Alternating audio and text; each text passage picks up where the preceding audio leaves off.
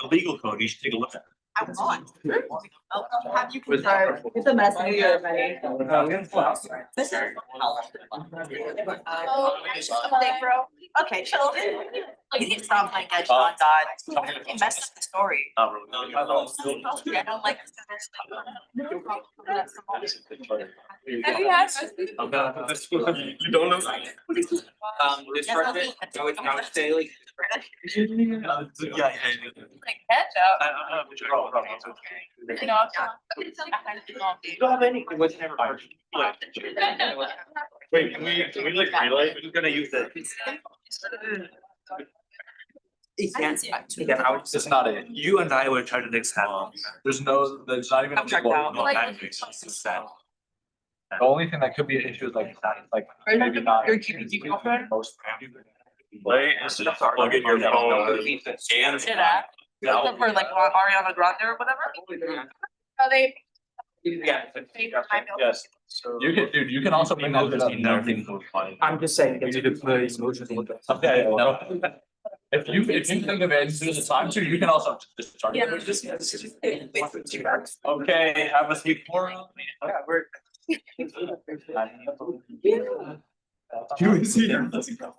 Okay. Right? Are we ready to go? Light and all? Yeah, we're good to go. It's all the.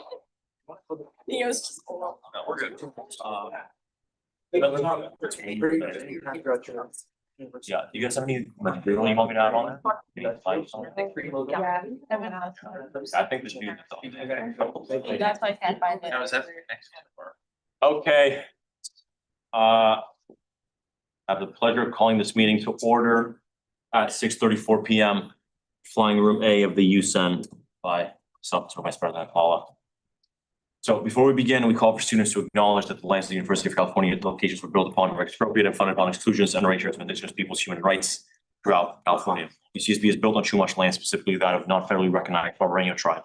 As an association that pushes the students' bodies, voices to the forefront, we should aim to make strides past this acknowledgement to those who continue to fight for their right to be recognized and respected as the original stewards of this land.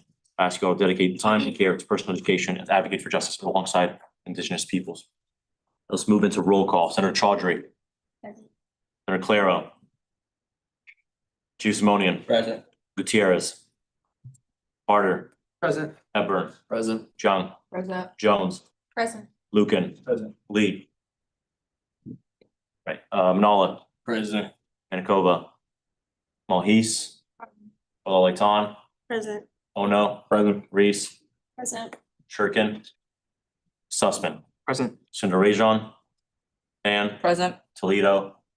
Wang. Present. Wahidullah. Present. Let's move into excuse absences. Floor is open. No, Wang. Motion to excuse Senator Malhus at 8 PM for the duration of the meeting. There's been a motion to excuse Senator Malhis at 8 PM for the duration of the meeting. Is there a second? Wahidullah. Second. There's been a second round of discussion. Oh no, all question has been called. Just call the questions. Seeing no one passes. Sussman. Motion to excuse Senator Lee until 8 PM. There's been a motion to excuse Senator Lee until 8 PM. Is there a second? Oh no, second. There's been a second round of discussion. Wahidullah. Question has been called. Do you object to the question? Consent. Object to consent. Seeing none, motion passes. Malhis. Motion to excuse Senator Wang from 8:20 PM to 9:55 PM. There's been a motion to excuse Senator Wing from 8 PM to 9:50 PM. 8:20 PM. 8:20 PM to 9:50 PM. Is there a second? Chaudhry. There's been a second round of discussion. Wahidullah. Call the Question has been called. Just call the question. Any objection to consent? Seeing none, motion passes. Sussman. Motion to excuse Senator Shirkin until 7 PM. There's been a motion to excuse Senator Shirkin until 7 PM. Is there a second? Oh no. Second. There's been a second round of discussion. Chief Simonian. I'll call question. Question has been called. Objection to the question. Consent. Seeing none, motion passes. Wahidullah. Motion to excuse Senator Olaletan at 9:45 for the duration of the meeting. There's been a motion to excuse Senator Olaletan until from 9 PM until the 45. 9:45 for the duration of the meeting. Is there a second? Oh no, second. There's been a second. We're now in discussion. Chaudhry. Call the question. Question has been called. Just call the question. Consent. Any objection to consent? See none, motion passes. At all. John. Motion to excuse Senator Manakova for the duration of meeting due to health issues. There's been a motion to excuse Senator Manakova for the duration of the meeting due to health issues. Is there a second? Chaudhry. Second. There's been a second round of discussion. Oh, no, call the question, call, just call the question. Any objection, consent? Seeing none, motion passes.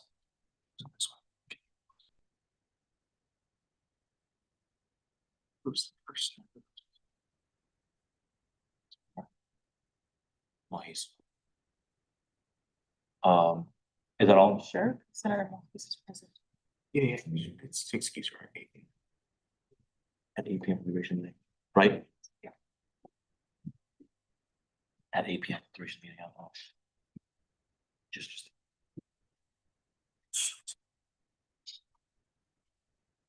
Okay, let's move into acceptance of proxies. Are there any? Lovely. Okay, we go on to external reports. Are there any chancellor's representatives present? That would be. Your next one. UCPD representatives Yes, present. and Chief Fly, please feel free to come up.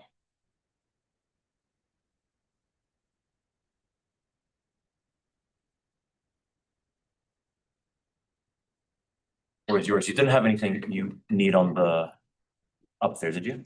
No, I don't. Evening, respective senators of UC Santa Barbara associated students. I'm here to listen to the report out regarding the planning approval and financial approval for the bike path over near the ILP, which has been a topic of discussion over the last several months, including multiple AS Senate meetings last quarter. And I just wanted to formally thank the Senate.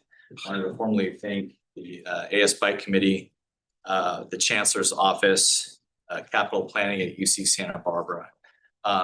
When the Community Safety Plan was launched now several years ago, this is exactly the type of collaboration and holistic approach to public safety that, in my opinion, the University of California has in mind to address ongoing public safety issues on our campus. So this was a very collaborative effort, and I just wanted to formally thank senators and those other organizations for their participation, and especially coming up with the all-important funding aspect for that project. Just some data to date, not much has changed since the fall quarter regarding the bicycle education enforcement data that I had previously shared out.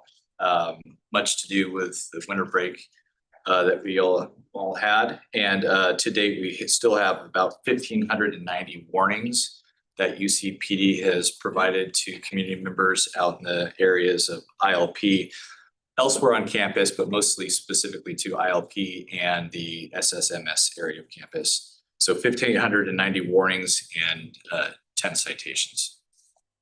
So open to answer any questions that the Senate might have for UCPD or myself. But again, I just wanted to formally thank the Senate, our AS Bike Committee, and those other respective organizations on campus. Thanks. Any questions for myself or UCPD? Senators? Wiglo? Yeah, just a brief question. Again, thank you so much for coming here and just attending today. Your consistent work has been highly appreciated as well. Just one particular question, I think just for additional information, if the Senate would like to know and stuff, that since this particular funding has been approved and stuff, do you have maybe some additional feedback you can give to maybe the general of the Senate of your next steps going forward when it comes to just like particular programming and how you might be structuring your previous past programs in the fall quarter and how it's going to be looking forward in regards to the positional role of the UCPD when it comes to the next additional steps? And specifically to bike education safety. Mhm. So very similar to the fall quarter, we're going to continue with our education and enforcement campaign, enforcement when needed. So we do have this interim timeframe prior to the completion of the ILP bike path, where we still will need to mitigate the ongoing risk as far as the unwanted, bicycle pedestrian interaction on campus in that area. But it will continue to be a balanced approach. Our officers will have discretion to issue citations, and as a reminder, those citations are adjudicated internally here at the university through either an online course or a $40 administrative fee versus going down to traffic court at Santa Barbara Superior Court. So we're again still focused though on the education aspect and providing warnings as well. One of the things that we've been talking about internally is, bicycle safety at night, especially with daylight savings and getting, we're starting to have the sunset a little bit later in the evenings now, which is kind of nice in my opinion. But bicycling on campus or out in Isla Vista at night can be dangerous. It is California law that all bicycles have a forward-facing white light as well as a rear reflector or light. So we've talked a little bit about rewarding good behavior as well. And so I recently authorized the purchase of hundreds of bicycle lights to be handed out by UCPD personnel while we're doing this type of education enforcement work on campus.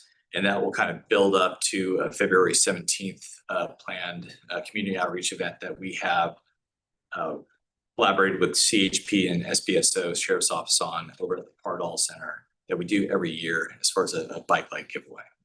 So those are some of the things that we have in mind to mitigate ongoing risk on our campus prior to the completion of the ILP bike path. Yeah. I'd like to recognize Senator Shurkin. Councilman? Hi, Chief White. Thank you for coming in. One of the items on the agenda tonight is the Student Safety Temporary Committee, which we had discussed forming. So for the people in the public, as well as the other senators here, do you want to kind of explain what the initiative and goal is behind creating this temporary committee that we worked on together? Absolutely, Senator Sussman. Thank you for bringing that up. So again, going back to the community safety plan, collaborative, holistic approaches to community safety here at UC Santa Barbara. Personally, I feel it's very important for our students to have a direct voice and connection to UCPD when we as a campus are engaged in some of these public safety topics of concern that come up. UCPD is committed to participating in those subcommittee meetings on a bi-weekly basis, whether it's myself or one of our subject matter experts that can come in, field any questions from the subcommittee, and then get the subcommittee's opinion as far as what we're looking to do in our public safety strategies here at UC Santa Barbara. And there's, obviously been a number of concerns in the community. This past fall, we had a number of concerning assaults that occurred. Immigration enforcement continues to be a topic of concern and discussion on our campus, as well as a number of other items. So it's just an opportunity for that subcommittee to have direct contact with UCPD and then for the subcommittee to be able to report out directly to the Chancellor's Advisory Group that was recently formed. So we're very excited and thankful for the opportunity to participate as a de facto member of that subcommittee. Is that all, senators? Thanks so much. Okay, thank you.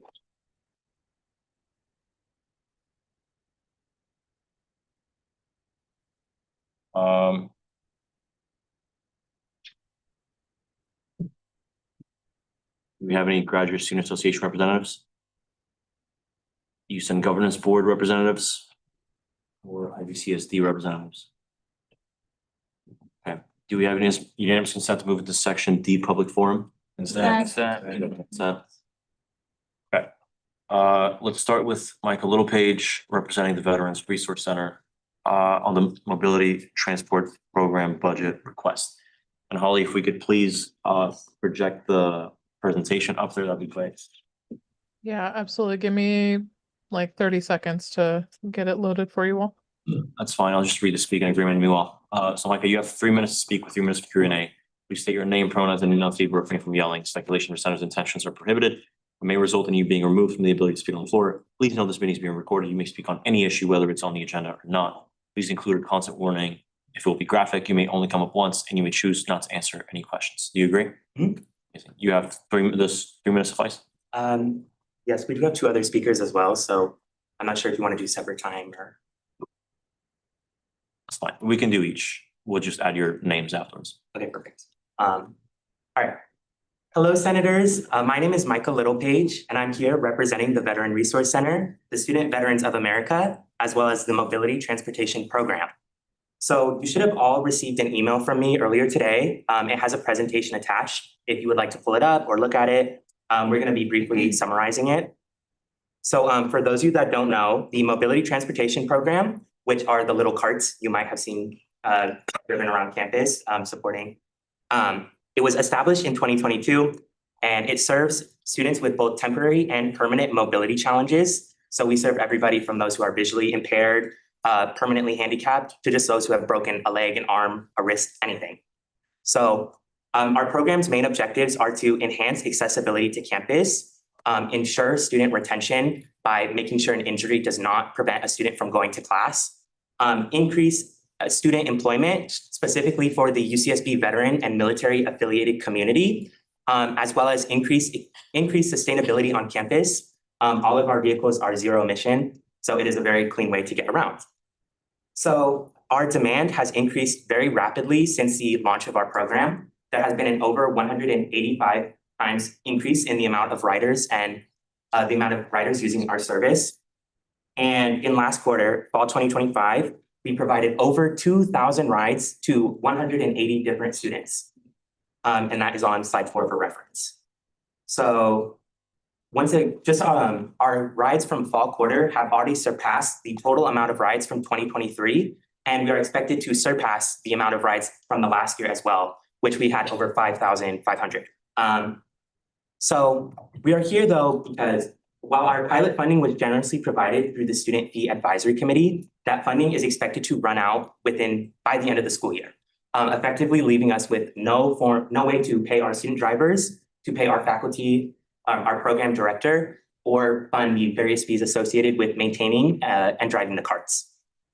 So we are here really hoping to find a collaborative solution. We're really open to any possibilities, but we really want to consider a permanent source of funding because we believe that this program, it's not an understatement to say students rely on this program. And if we, students rely on this program to get their degrees, and it really is a matter of equal opportunity and accessibility just to ensure that every student, they don't have to be limited by their mobility. So I'll be back for questions, but we're gonna hear from 2 of our drivers on their experience, so. Hi, everyone. Sorry, we just have to kind of follow the formal procedure. We can make an exception, just do the questions after. Yeah. That's fine. Did you hear the speaking agreement earlier? Yes. Okay, you agree? Yeah. Cool, you have 3 minutes. Okay, hi, everyone. My name is Audrey Perrin, and I'm a current driver with the Mobility Transportation Program. I've been working here since spring quarter of 2024, so coming up on 2 years with the program. And I just wanted to touch on the community that this program has personally provided me as well as other riders. So I am an out-of-state student as well as a military dependent. So personally, this job has connected me with both the military and dependent community as well as a community here at UCSB, and has also provided me with a stable source of income as a student who is currently paying my own way through school as well as my rent and groceries and all other fees and stuff.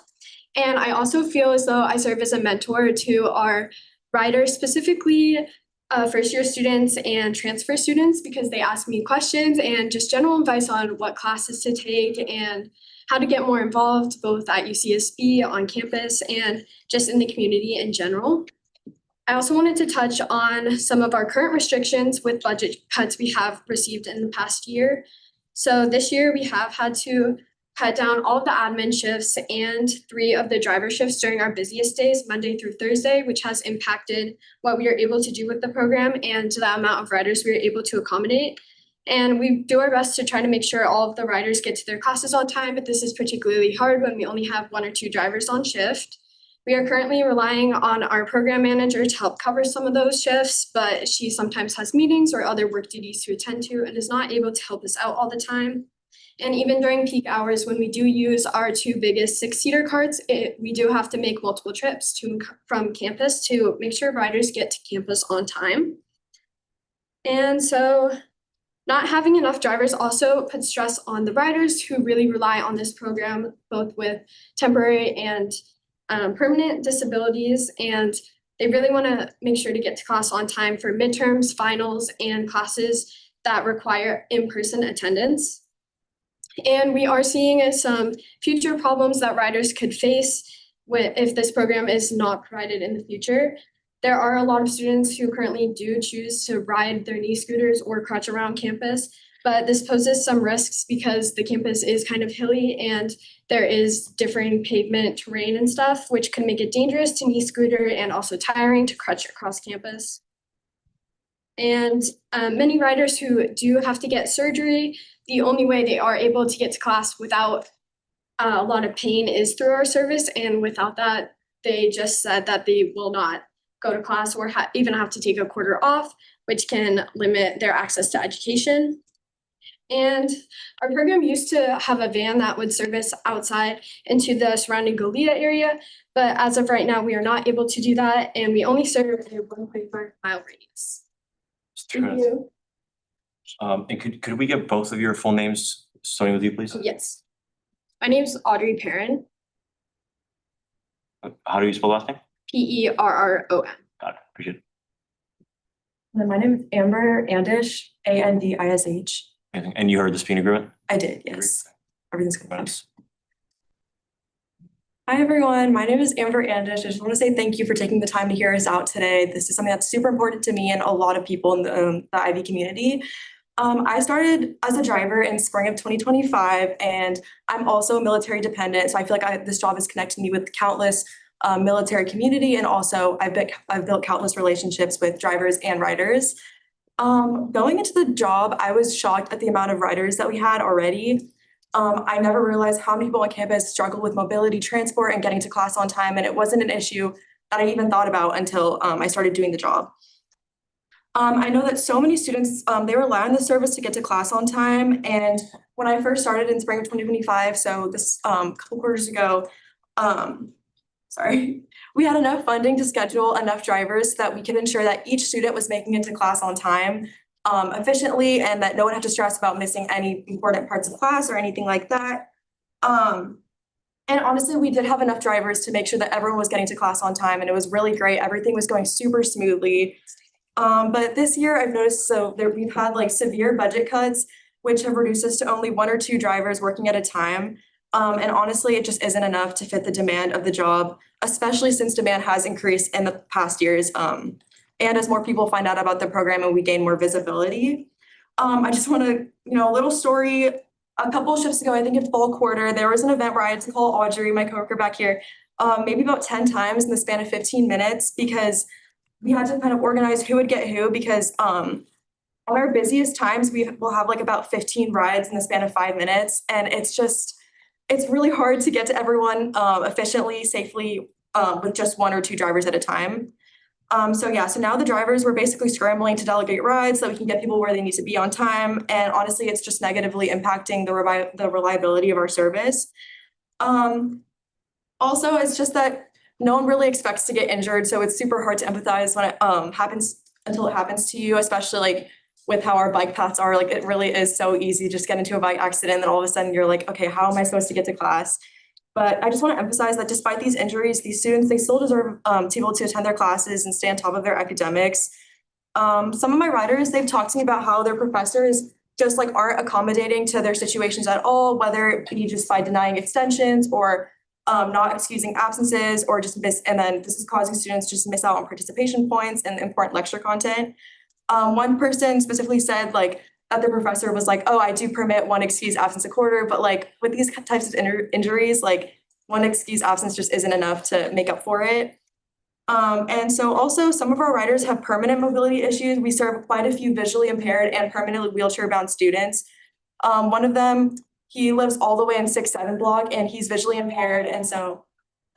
You can finish your thought. Okay, thank you so much. And so honestly, I think that our service, it just basically ensures that students have an equal opportunity to get their degree and make it back to campus and back home safely. So thank you. Yeah, we can do this semi-informally. You guys, senators, you can direct questions at any of the 3 speakers. Yes. And just one more note, just to emphasize what they said, UCSB is an amazing school, and we really do not want to see students have to drop out or withdraw because of an injury, something completely out of their control. So we are really looking forward to working with you guys collaboratively. Any questions? We have 3 minutes for Q&A. Mohis? Sure. Okay, so I'm on slide 15, which is your high level budget overview. So can you go over how all of these have been, like numbers have been kind of like determined, such as like the student compensation, And I assume the staff compensation is just the salary for the entire staff. Mhm. Can you go over the student composition, like how the hours are determined and as well as the miscellaneous, what that's gonna be spent on specifically in the vehicle service fees? Yeah, totally. So our staff compensation, we can just go line by line. That includes salary plus benefits. Unfortunately, Santa Barbara is a very expensive place to live, and we want to ensure that our program manager is able to focus on doing her job fully and effectively. And then student compensation is, if you guys want to talk more about this, yes, we have last year, we had a high of 17 student drivers, but unfortunately, due to the budget cutbacks, we now have around 14 drivers? 11 drivers, excuse me. So they're obviously paid minimum wage. It's mostly through, I believe, work study. Summer work study Summer and work some people study, are just, yeah. It's both work study and normal students. And that is estimating like an average, that's like kind of our estimate for how much it will be to pay all salaries for the entire year. Vehicle service fees, so the transportation department does charge us a parking fee, even though we park just outside of the VRC. And also it costs about $400 a month per vehicle in terms of maintenance, charging, parking, and insurance. So those are all things that we have to pay for as well. And then miscellaneous includes, there's like a cell phone that is used for the rider or for the drivers to communicate with one another. There's certain supplies we use for, like we buy banners, we try to do promotional materials.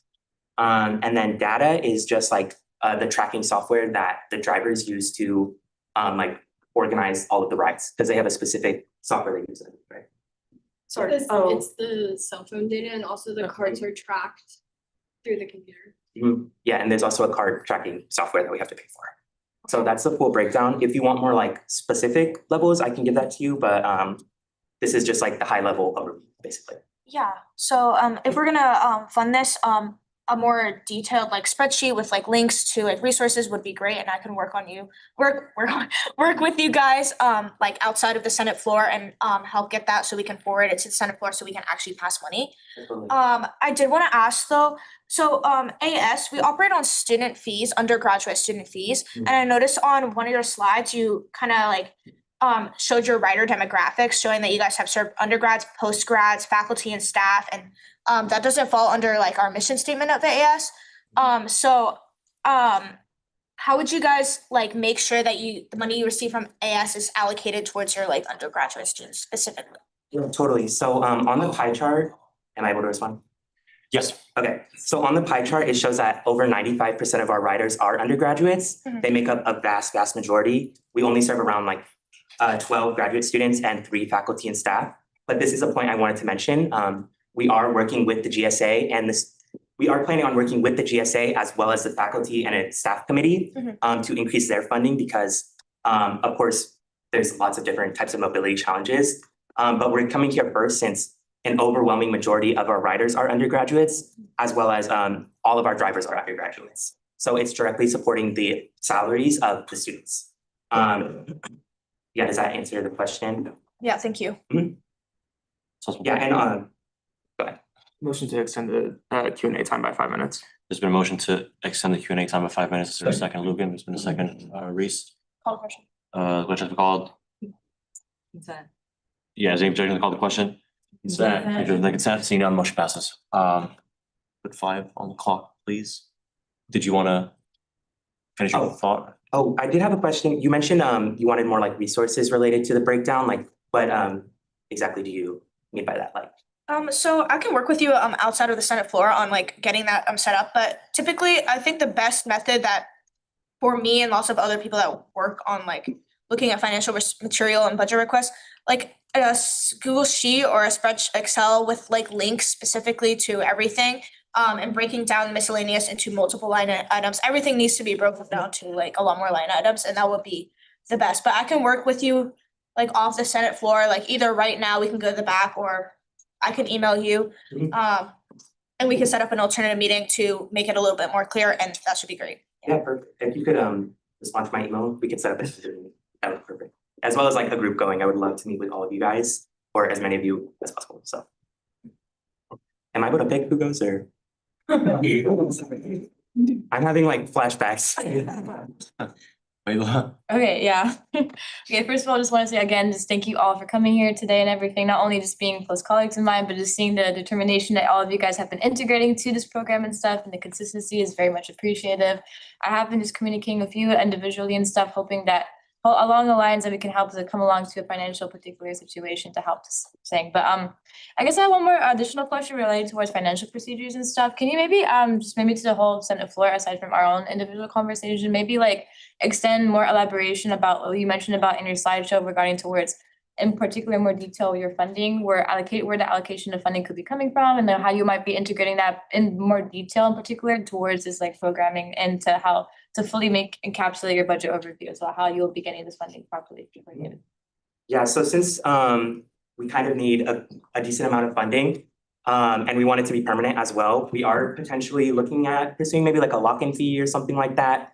But we are totally open to suggestions. Like we're all pretty, it's been a while since we've been involved in AS. So we really are like looking for solutions to like, our biggest priority is just to make sure that the funding for this program is permanent and that it will not be dependent on like, oh, this club, it's not dependent on like changing budgets every year.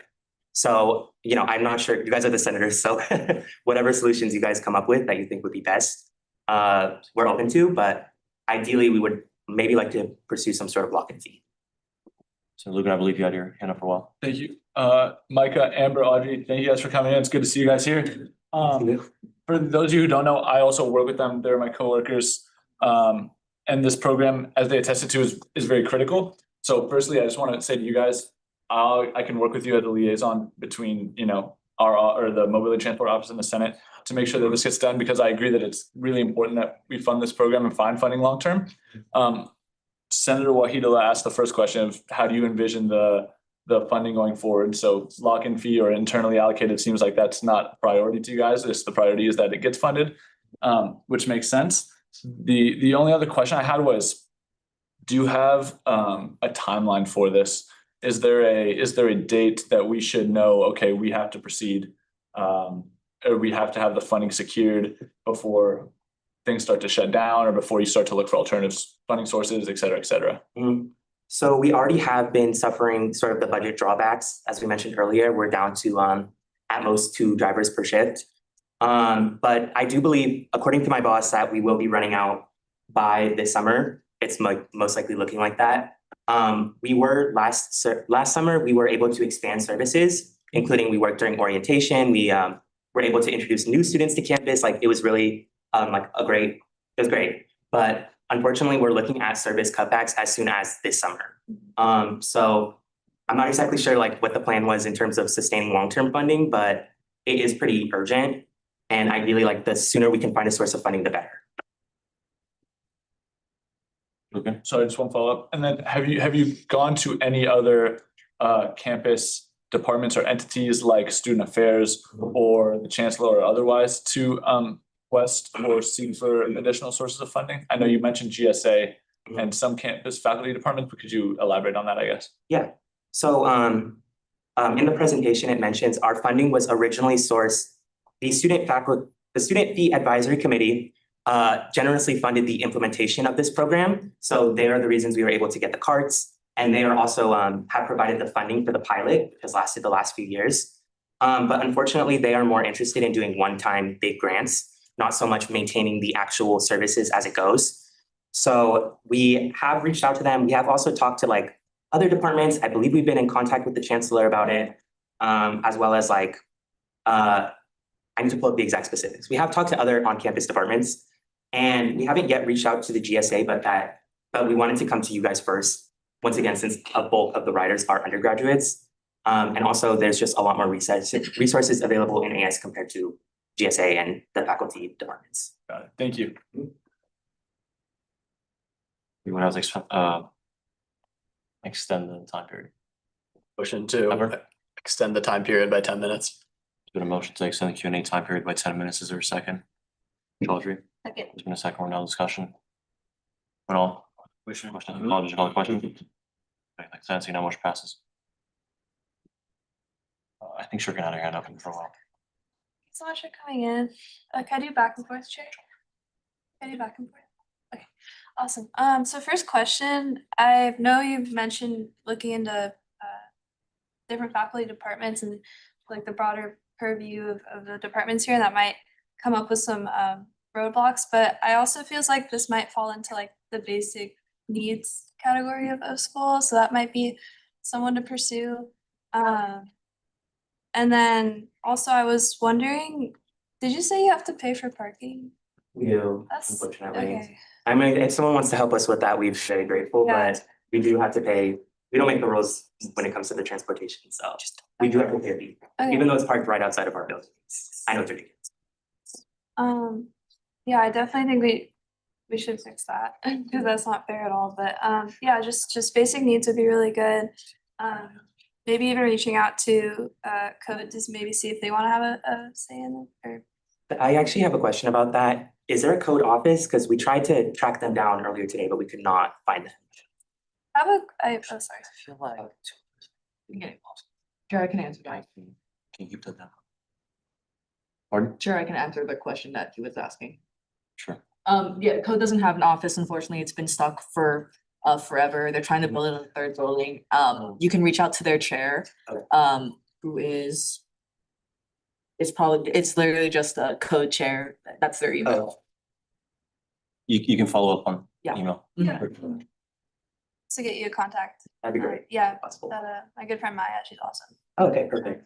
Yeah, we've been trying to get in contact with them as well as we need to talk to DSP as well, but unfortunately, mobility impairments do not fall under the category of DSP technically. My boss has already talked to them about this. They primarily serve more like those with like, I guess like intellectual and more like class related disabilities, I guess you could say. I'm not exactly sure, but we have tried to contact them. But we will definitely reach out again as well.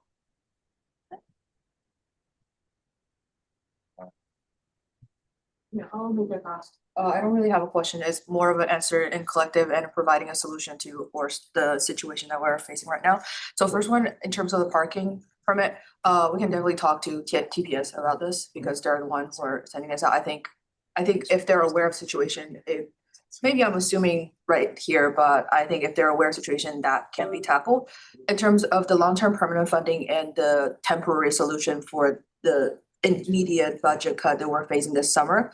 So for permanent funding, as you're looking for lock-in, that's gonna be at least, we have to wait for the voting, so the ballot and the whole thing going on in spring. Yeah. And the ballot language will have to be in like sometime during winter. So like that, we can look into it, but I think the most immediate thing we can do is that we can do something like how we saved the food bank earlier on for like looking for donation from BCUs. Because I can think a lot of BCUs within AS will be very willing to support this program, as we all would agree that a mission of it is like really supportive of the student body and it's very much needed by student body. So we can look into something like that for sure as well. And if you need any help, like external to meeting and everything, I'm very willing to help as well. Finance chair for them, but. Oh, okay, perfect. Yeah, and we have also been in contact with some BCU chairs and of course they want to help, but like just given the amount it requires to maintain the program, that's definitely a solution, but we don't, like, once again, we don't really want to have to be reliant exclusively on BCUs like giving us the money, Yeah, especially considering like it's really important to maintaining accessibility on campus, but totally, thank you. What was the solution for disabled students before your guys' program? There wasn't. The solution is you crutch or you wheelchair or you have to pay for an Uber or you can ride the bus. But as Audrey mentioned, the bus is often not really, it's not accessible to everyone. And also like it can cause a lot of pain for people just like having to navigate the bus itself, getting on, getting off, walking to the bus stop. So there really wasn't a solution before this, which is why we really don't want to see the program with its funding and effectively have to go back to ground zero. Last question. Well, what do you need a program director for as opposed to it being fully student run? So the program director, she is the one who makes the schedule every single day. They can definitely speak on it. And it's not an easy task. Like they mentioned, 15 rides within 5 minutes. It is a tough task. And in addition, our program director is also, she holds dual responsibilities. She also is the manager of the Veterans Resource Center. So she has multiple jobs underneath that one job title. And she also steps in, she'll often do rides herself when other students are not available. So some shifts, I know it's harder to get, like the 7 a.m. shifts, it's a lot harder to get students to do that. So she will step in and do those rides. Yeah, she really does, like, she's a very effective manager. It's a lot of work. And it would be really complicated trying to make her job into a work study job because students do not have the same, she's constantly there at the center. She's she's there Monday through Friday. And it's just hard to find a student that can take that level of responsibility. And I just shudder thinking about the scheduling. And it's already difficult enough to schedule students to drive, let alone scheduling the students to schedule the drives and then do the drives and then organize the drives. It's a lot of work. So thank you.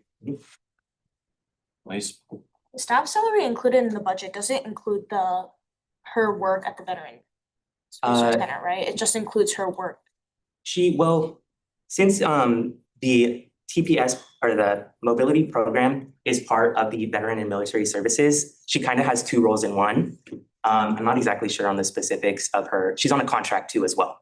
So basically, if we don't secure funding, she will probably have to, there's no way to ensure that we will have a program director in the future. But she does have dual responsibilities where she also monitors the Veteran Resource Center, but we can go into that later, I guess. Please. Wait, so she doesn't get paid by the Veteran Resource Center? She gets paid by the Veteran and Military Services. It's really complicated, I know, but the Veteran and Military Services, they sort of run both the Veteran Resource Center as well as the Mobility Transportation Program. And she is the manager of both, basically. Wait, that doesn't answer my question. Does she get paid by that? She gets paid by the Veteran and Military Services. Okay. I'm sorry, and to come off of what Senator Malhi was saying, is that coming out of the grant money that is provided for the program in itself, that her salary is also attached to that? Yeah. And because the program is, sorry, permission for back and forth? Yes. Just one last, and because it's housed under the Veteran Resource Center, the money that is meant for the program also in turn is part of her salary as well. The money is, it's the Veteran and Military Services. The VRC is part of the Veteran and Military Services, as is the Mobility Transport Program.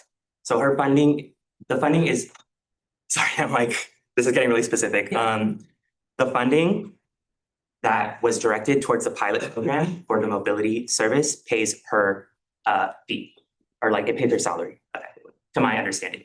This could be something I could double check this with my boss. I'm not exactly sure how the staff salary works, but what I do know is we are requesting funding to ensure that her position will be permanent for the mobility program. I guess it's fair to say she was hired to direct the mobility program, and she also has effectively taken over as the manager of the Veteran Resource Center. But those two are separate. It's just because we don't have enough money to have a dedicated manager of the Veteran Resource Center. Does that make sense? Yes. Okay. Right? Do we have any more clarifying questions? Okay. Sorry, I'm trying to explain this the best I can.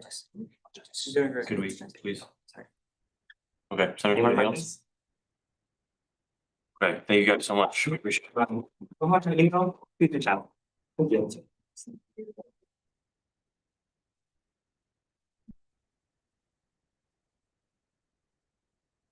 Okay, next we have Alex Borges from Calvary. You heard the speaking agreement? Yeah. Cool. Do you think 3 minutes is enough? Yeah. Amazing. Perfect. All right. Hi, all. I'm Alex. I'm here with CalPERG. I'm on the board. Just to give a little bit of an update what we're working on this quarter. Definitely happy to take questions at the end. But yeah, if you're not familiar with CalPERG, CalPERG is the California Public Interest Research Group. We do a lot of grassroots work. All the power that we get is from just the sheer amount of students that we educate and get on board and get involved. Part of the reason we're so effective, we have over 30,000 dues paying members across the UC system. And that's also how we get our funding. They give us the power and the resources to actually get big wins on the environment and our society. Recently, we had one of our bigger wins come into fruition. Starting January 1st, there's no more plastic grocery bags in stores. So if you've been to Target, you might have noticed that. Really excited about that. Very big step towards a plastic-free future and addressing plastic pollution. And speaking of campaigns that we've worked on before, We also have a new priority campaign this quarter, which is our Protect Our Oceans campaign. The main goal of that campaign is to expand marine protected areas. They're like state parks, but for our oceans, no commercial activity can happen there. Campus Point, for example, is a marine protected area. And we're trying to get more of those because scientifically, the more you have, the more effective they are. And the numbers are crazy. We've lost like 90% of our kelp forests on the California coast since 2014. So we want to do something about it. Here in Santa Barbara, May 5th, there's going to be actual public hearings hosted by the Fish and Game Commission, where on the spot, they'll be deciding whether to expand or reduce the amount of marine protected areas. And so we're doing a lot of organizing around that. And yeah, the other thing is we also have a kickoff meeting this week, actually tonight in like less than an hour. So I'm going to head there right after this. And we've got like over 160 students that agreed to show up, see what we're about, get involved in campaigns. So yeah, really excited to be working on this. We think we can definitely get a win on this campaign. Also just excited to do stuff with student government. We've done a lot of work with you guys in the past. So yeah, if you're interested in like really any collaboration, feel free to reach out. Like I said, my name's Alex. And yeah, that's about all I got. Amazing. Sorry, any questions? Yeah, thank you for, oh, sorry. I saw your hand first. Yeah, thank you so much for coming. Just wanted to ask a quick question. I'm super appreciative of all the communicated and the community grassroots movements that CalPERC has always been constantly doing. You mentioned about like always eager to collaborate when it comes to student government and stuff, and I've always seen historically that CalPERC has always come to our meetings and communicated with us. You mentioned about in detail some of your specific programs and projects you're going to be working on this year. Do you have any particular in detail asks or things coming to mind that you might think that our student government or AIS could particularly help you with for these particular specific projects? Well, basically, I mean, the biggest thing, we definitely want to get a student resolution passed in support of these marine protected areas. I think I already mentioned the meeting in Santa Barbara. It's like there's only 3 happening across the coast, so we're very lucky that one's happening in Santa Barbara. And getting a big student backing behind that would be very impactful. Man. Thank you for recognizing me. Now I will respond. Thank you so much for coming. I was just gonna mention that we have 2 environmental PCUs that seem like this is the purpose of, like this is one of their mission statements. So have you ever like interacted with or reached out with Environmental Affairs Board or Environmental Justice Alliance, and how was that interaction, or what are you looking for that from them, if anything? Yeah, we have gone to like the broader like e-coalition meetings. Definitely updated on what they're doing. I think the main place that we've collaborated with them on is the Stop Sable campaign, which there's been a lot of work going into that, and also a lot of updates. But yeah, we're definitely continuing to work and coordinate with them. So yeah, we're definitely in touch. Yeah. Cool. Anything else? Thanks so much for coming. Thank you.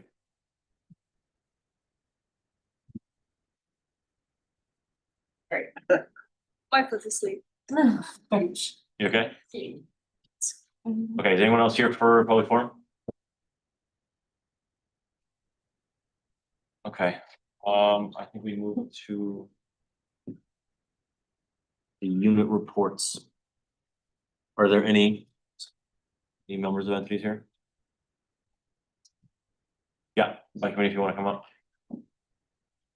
Okay, so the quick reports fee agreement. Pursuant to Senate Standing Rule Section F, Clause 5, officers of the association providing reports must take questions from senators relevant to the matters or projects presented. Knowing that, do you still wish to give a report? Yeah. Amazing. Okay. Feel free. Okay, so hey, everybody, thank you for giving us the space. And as you've already heard, the exciting news about the ILP bike path plans that have been,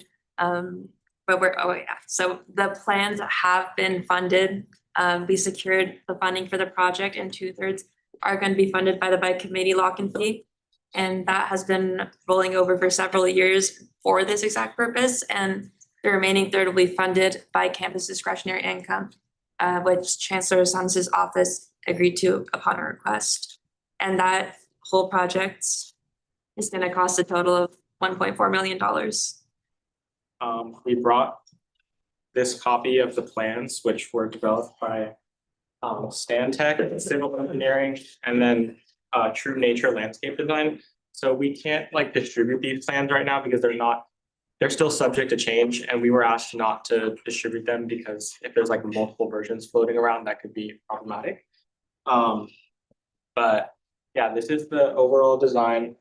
There's two roundabouts connecting them to the existing north and south bike paths.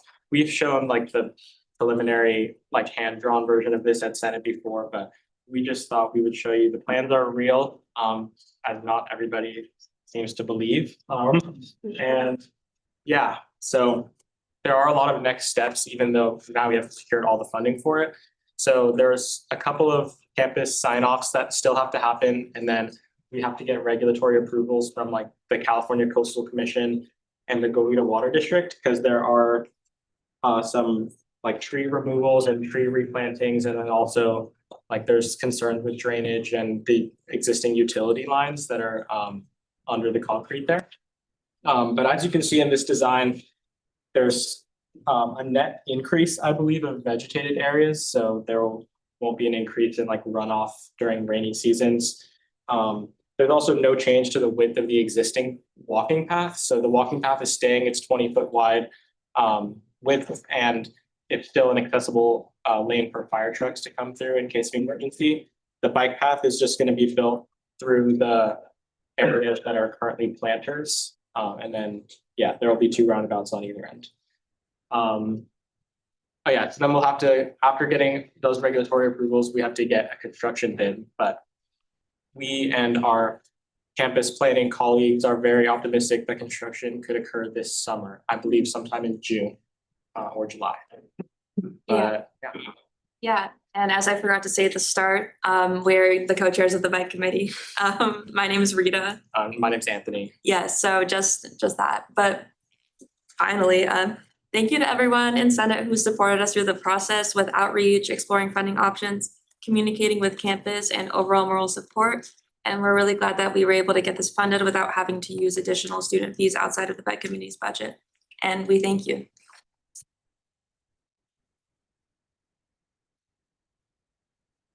Do you guys have questions for us about Vice Chancellor McPherson? Thank you guys for the phenomenal news. Senator Hepburn, I think you're first. Great job, guys. That's super awesome. How were you able to get funding from the 1/3 of funding from the school? What was that process? So it kind of started, it's been a thing ever since ILP was built basically and the old bike path was destroyed. So that was like 2 iterations of bike committee chairs and members before. So it was really the previous chairs to us from like 2 years ago that did most of the work, sort of going back and forth with Chancellor McPherson's office and sort of all of the necessary offices on campus. We sort of had to prove that there were no other solutions other than building a real bike path. So there was like studies done, like circulation studies of how many people are biking and walking through the area. And we just thought of a lot of different ways to either create a temporary bikeway or create like a deterrent for bikers to go through there at all. But we ultimately just sort of convinced them that it's necessary and like a safety liability for them too. And also, we were told that the 1/3 was agreed to like specifically by Chancellor Asanis's office. So maybe he wants to like have a good image in his first year at UCSB. So yeah, it's been just like years of collaborating on the actual details of the project. And then we told them we can contribute all of our money basically. Will you contribute the rest? And they said yes. So we're grateful. Good. Congratulations, you guys. I know how hard you've worked. My question is, how does it feel? You want to answer? I can answer. It feels really good to know that we've made such a big, I mean, not just us, everybody who's involved, everyone at UCSB is like gonna, feel the impact of such a big achievement. However, it is kind of like mixed because we're not gonna be here probably because we're both seniors. However, it's nice to know that we took part in something that is gonna improve so many people's lives. Well, I just want to say that like I hope you guys are extremely proud of yourselves, and I'm definitely proud of you guys, and it's just been a pleasure to work with you throughout, not just on this, but just like seeing the other projects you do. I mean, like I remember you guys were handing out bike lights out by Cardall, and that was awesome. So you guys do so much, and I know this is gonna exhaust your budget for a while, so like, we would be happy to help you do other projects as well, in lieu of that funding, so, yeah, Thank good you. job, guys. Yeah, that is what our lock-in fee is for, so we sort of thought as with that resolution that was passed last year that, the more that the campus would contribute to this, the better, but we also, this is what our student fee is specifically designated for, so we had no better way to use the money we've saved up than to go towards this project. In the future, I think the next big thing on our mind is we want another path between SAA, SB and like the social science media, those are two different areas, like near the SSMS building, sort of between like the old pool and the rec center and those like basketball courts there. Because once San Benito housing is built, there's going to be a lot more students living on that north area of campus, and we anticipate a lot more traffic coming through that area. Keep that in mind. That's true, yeah. Carter? Hi guys, thank you so much. I couldn't have put it better than Senator Ono, so I'm just gonna second what he said as far as congratulations and all of those things. I have a particular interest in seeing these plans. I know you can't, distribute them broadly, but if you can maybe leave them here for recess, I would love to look at them. But you sort of have to go right after Yeah. this. But thanks for your interest. We will share the final ones as soon as they're available. We've been sort of like asking like, when can we distribute the plans? Because they look super nice. And there's like many pages to this that go into specifics on like the exact tree species that's gonna be planted here. he's teasing me. Stuff like I wanna see it. Yeah, we'll send them out as soon as we can, but we wanna avoid like, if any changes happen, we don't want any like confusion, but yeah. Sounds good, thank you. Sorry about that. It's okay, thank you. Is that all? Okay, thank you guys an incredible amount. Yeah. And Kirsten, who's here, we're really appreciative of the administration moving on this issue and understanding how important this is to students. Yeah, we know that it's not easy to negotiate with us all the time, so we appreciate you. Yes, And if you have anything to say, He's feel. been very supportive through the Yeah. whole process, always thought a bike shop should be there, so. Thank you for your intensity along the way. And then, the backside to make it happen, and we all did, so. This is a remarkable achievement. I don't know of another project like this, student plan, and so we're proud of you, so thank you. Thank you.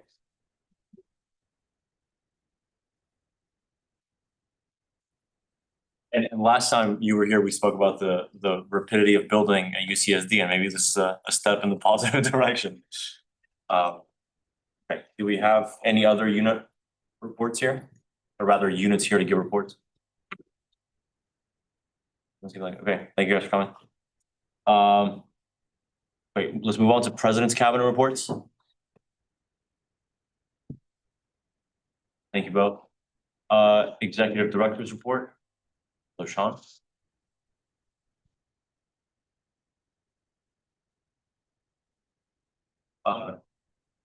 Actually, yeah, I yield chairship a little bit. So. Sean, have you heard the speaking agreements? I think I've heard them before. Okay, well, you've got 10 minutes. Great, thank you. So just got a couple of things on my list here. One was, I saw on the agenda, the temporary safety committee thing coming up, and just want you to know that we're exploring who could be your staff advisor for that. So getting ahead of it. So we have someone in place to help you with that. And yeah, I mean, it's a super important issue. Safety has come up so frequently in my conversations with people around campus. So I'm guessing also that will not be a temporary committee after a certain point. Public Safety Commission, and before that it was called COPS, was the name of the committee. Seriously, it's a committee on public safety. They just really were in love with these cute abbreviations. And at a certain point, they're like, why do we have papers that say COPS that we're handing out? And so they changed it to public safety. Yeah. Just like the bike committee used to be bikes. It used to be BIKES. Bicycle improvements keep everyone safe. I don't know who did all that, but that was pretty amazing. Okay. Funding, a reminder about funding, international travel. So international travel requires permission from the Vice Chancellor's office. So I just want the Senate and the Finance Committee to remember that we can't fund that without permission from the Vice Chancellor's office, like them signing off on it, both for liability and just to check. And also, is that a good use of student funds? Because it's also much more expensive to travel internationally than it is domestically. 10 people and $20,000, could that money have been better spent somewhere else? There's a lot of things that come into play with that. And most other ASs do not do international travel at all. So we're kind of an exception. Campus-wide messaging, the system for requesting an email blast to go out to everybody is down and probably maybe permanently down. I think they might be retiring that system. So we're looking at alternatives. So if you or someone in your group is like, hey, I want to send out an email to everybody, that system is not functioning. I think it went down in December and they're like, well, it'll be down in all of this quarter for sure. I'm just not anticipating it going up again. So we're looking at our own solutions. Let's see, CEC, there's the Save Student Services initiative is going out for signatures. They're gathering those right now. You might see them on advertisements and walking around campus and tabling. And then just a fun one, with the Olympics coming this year and then in 2 years for LA, right? I thought it'd be interesting if you want to explore AS Olympics. So we've done that in the past in different years. So just like to put it out there because things get lost year to year. Things like I think the last time it happened was Tesla's year, maybe. And so it's not just the Senate, but it's all BCUs and stuff get together and have some like kind of athletic competition. And so just putting it out there is like maybe you guys want to do that again. I also had a funny idea. Take this or leave this, but students versus staff kickball. Yeah. So I play a lot of sports. So I really for me, that was good motivation. But yeah, just throwing that out there as some institutional memory. That's what I got for now. Questions? Any questions for Executive Director Sean Lieberman? Senator Wheeler. Hello, Sean. Good to see you and just coming here today. I was just communicating about this actually regarding towards the AS Olympics. It's something I was really interested about, just reinvigorating that in particular. I think it's a great initiative and idea. Just to hear some more background context, because I wasn't unable to hear so. Do you have any more additional information as to why the previous AS Olympics had to be particularly dissolved, or what happened to make it in the first place, be removed and stuff? I don't know. I in my view, because I didn't go to. I think I maybe visited one of them in 2009 or something, but I don't think it was anything particular that happened that just made them stop. I think the pandemic killed a lot of things, but I think the pandemic slowed things down and then Tessa brought it back for a year. And I think usually it's one motivated person that gets it going. And if there's not that one motivated person, it just doesn't happen. So I don't think there was anything logistically or that got in the way. Holly, I see your hand up. Yeah, I was just going to add, predominantly AS Olympics was planned by the Committee on Committees. And for probably the last, 4 or 5 years, they haven't had as nearly of a substantial budget as they've had in the past. So budget considerations has been an issue as well. It's kind of expensive to put on. And as Sean said, it really is student initiated. So if they want to, if they have the budget, it happens. If neither of those things, then it isn't planned. And COC for probably 3 or 4 years. I think they have a pretty good board this year, but they've not had a full board in past. So they've been we don't have enough people to plan it. We don't have enough budget. They're working on filling vacancies. So that also contributed to it. But I don't think anybody was anti-AS Olympics. It just, I think, needed more support. Thank you, Holly. Thanks for the context. Any other questions for Sean? All right, seeing none, thank you. Thank you, Sean. I'd also like to recognize AG Pasher. AG Pasher, do you have any reports? Oh, wonderful. Alright, we'll now move with consent back into item I4, President's Cabinet reports. Aren't I supposed to be under I8? Doesn't matter, because I have a report for Leanne anyways, but. Oh, would you prefer I8? No, it doesn't matter. Just you're the AG, so. Okay, hello, everyone. It's good to see you all. I've never stood at this podium, so this is a little bit different to look at you all from this angle. So for Leanne, I was asked to present. Holly, I don't know if you can pull up the email that Leanne sent you about the BCU award. If that would be helpful to you all to look at, I think that that's kind of what I'm just gonna go off of. And so what she is requesting / proposing from you all is to implement something called the Outstanding BCU Award, similar to how we have the association member of the quarter, I believe it is, or of the month, something of the sort.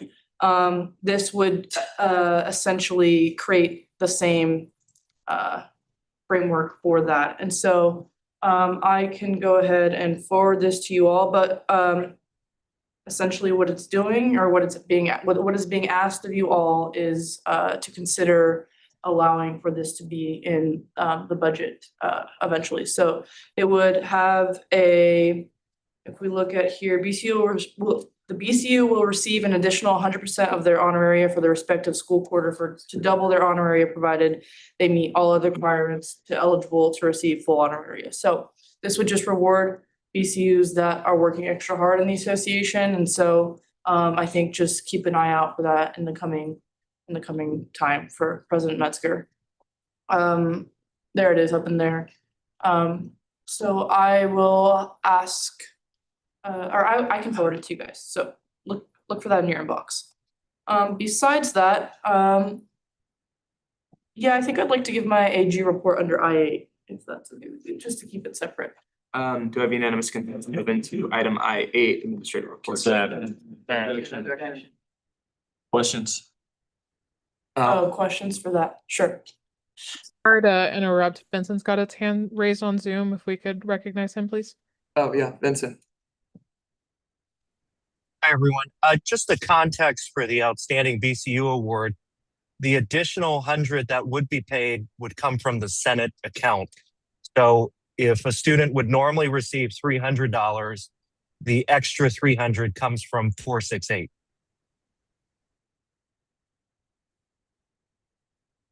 Because I understand it as well, so. Thank you, Vincent. Senator Fan. Hi, thank you, AG Pasher. I'm actually the only person, I almost said alive. Oh, I'm the only surviving member of this award project because I was on it last year.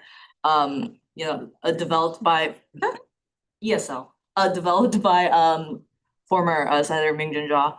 I just have a question concerning, as someone who was on the planning and the person who coordinated it last year, on what the marketing is gonna look like for this year. And in addition, I don't even believe the BCUs who won last year got their double honoraria. So how are we gonna address that before we can even do the award? I'm have high hopes that the program is gonna be better than it was last time. But there are concerns in terms of just the information itself, which I feel like that hasn't seemed to change since last year. Attorney General, okay, if I recognize Vincent. Yeah, absolutely. Vincent, feel free. Yeah, I want to talk about the point on none of the BCUs getting the monies last year. I don't know where the planning stages of this project were when we were talking about it but no one notified the FinOps team of the fall 24 situation. They may have emailed specific members within requisitions, but those messages should have been elevated to the top. Right now, though, our team is reconciling still the payments from last year. So my understanding is COSWEB won it in fall 24. Trans Queer Commission won it either in the spring or the winter, and then Global Gaucho spring or winter. Does that sound about right? I don't think there was one in fall. I think it began. So again, whatever the Senate decides with this, there needs to be clear guidelines because I didn't think there was one in fall 24, but the president, who was then a member of COSWEB, said that COSWEB won the award in fall 24. By this point, it's been over a year. If that's the case, we need to get the payment out. But some of the fine print needs to be really reconciled with what the workflow looks like. Thanks, Vincent. Attorney General. Yeah, I just emailed you the document that was shared with me. Again, this is coming out of the president's office, so kind of just a messenger. I don't really know how to answer any intricate questions. I yield chairship. I'm sorry, I might be the one, I actually have all the original documents, so maybe we want to give that to the office of the president. Because there were two award reports on who won each quarter, which I believe was winter and spring. Yes, winter and spring. So they shouldn't have one for fall. They were supposed to reference their fall events for winter, but it was a winter and a spring award. And Vince, I know that the entire process of this was really confusing last year, so I'm just going to maybe contact you or send these documents to the office of the president to work that out for you guys. I yield. Yeah, this seems better off Yeah. maybe off the Senate floor. Okay, is that it for questions? Then do we have unanimous consent to move to section I8? Administrative reports, Consent. objection on consent. We are in it. Okay, Basher, feel free. hello. Let me. Alright, so it's good to report to you guys as Attorney General. I'm really excited and I appreciate you guys approving my appointment, so that's awesome. I have sprung right into action with my office. We held an emergency meeting last Friday, despite only being really approved Thursday morning, like they're not checking their inboxes at 11 p.m. So they were able to meet on short notice, which is good. Everything's working fine. I'm currently working on a JC case, and so while I can't say much, I would like you guys to know that the status of the case is paused. And so that has inflicted any administrative work that I'll be able to do with my office until that is resolved. And so with that, that's my official update. But moving further, I have sent you guys all an email regarding email votes and have received a lot of interest, and people are really, I think, on the same page that there needs to be a deep dive into what an email vote looks like. So once my office is free and available, we will be conducting kind of a research, not a research, but we're looking for precedent, and we're looking for eventually to come legislation that properly outlines what that looks like in legal code. So keep an eye out for that. In addition to legal code, one of the main projects that my office will be taking up is something called the Civil Code for UCSB or ASUCSB. And similar to the bench book, what it would do is outline what it means to violate legal code so that we don't have to have very confusing or unstandardized or unfair practices when it comes to prosecuting violations of legal code. And so with that, in the same respect, to expect legislation on email votes, potentially expect and consider thinking over the idea of having a civil code adopted, whether that be into the standing policy similar to financial policy and procedure, or in a separate capacity. So that's for my office. Thirdly and lastly, I have been receiving a lot of inquiries about legal code violations or questions. While questions are fine, if you all have any inquiries regarding specific incidents, you need to please direct it to my official email because any correspondence needs to be documented. So for those of you that are interested in looking into any violations, please only do that in official means of communication. Finally, I'm going to kind of move out of my office and into my position as Attorney General. I have been really focusing on continuing the banner work that I was working on as a senator. And so I just want to make sure that nobody's doubling up on that work. And so I got that covered. We're moving forward. I have a meeting with Student Affairs on Friday. And with that, I am Well done. Thank you. Civil code sounds cool. Sounds like the Napoleonic code. They're looking. What, can you elucidate on the banner project? Because we had directed, sorry, we, meaning Neo and I as chairs of outreach committee had directed one of our staff to look into something similar. So can you expand so we can make sure they're not double dipping and potentially collaborating with you? I would either send that person if they're like super passionate about it and it's their biggest dream ever and they really wanted to work on it to contact me because I think we're probably, I mean, Eddie's the one that has been spearheading this. I'm kind of just helping out by connecting him and, you know, having AS email pretty much is what I'm doing for him. And so he's been working on this since his freshman year. So it's quite far along. And while it'd be awesome if your person caught up, I think it would be best for us to either collaborate or cease efforts. We're meeting with student affairs on Friday to get approval from them to then be presented to the space committee on campus where they will approve the project. And then we have to go to another committee to approve the logos and eventually hopefully coming to AS for funding because without AS funding, there is no stamp of this is provided to you by Associated Students, which I think is good advertising for us. Okay. Sorry, just to be extra clear, you're talking about the banners project, meaning the banners that are up on the light poles on campus? Correct. Okay, thank you. Solid bits. No, no worries. Pepper? What does it mean for your JC case to be paused?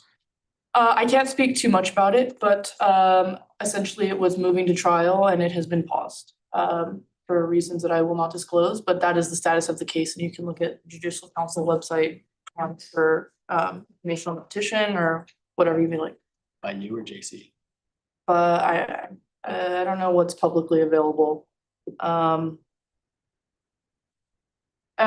think the switch in the change in leadership has affected the case. Let's just say that. Thank you. Any other questions? Pardon? What's up, AG? How you doing? Good, how are you? Doing good.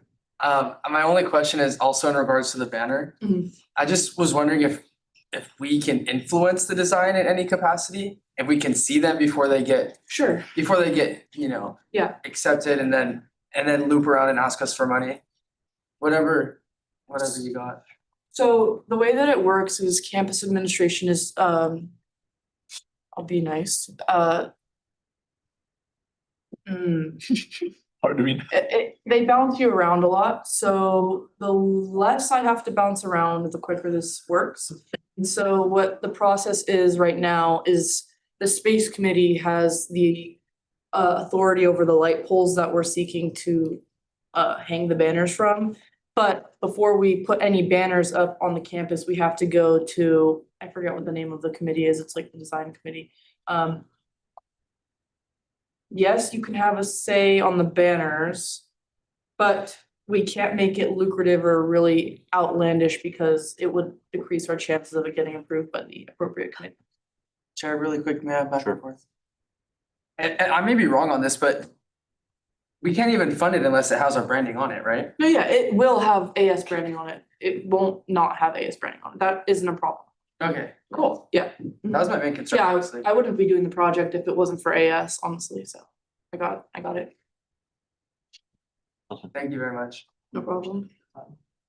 AG Pasher, I sent you a quick text. Can you just resend the DCU, the outstanding DCU Word doc? Because the link you sent was just the Senate agenda. That's a throw. That's awesome. Hey, I just wanted to make sure you were paying attention. Yeah, good catch. I did that on purpose. Here we go. I will reply and get that to you all.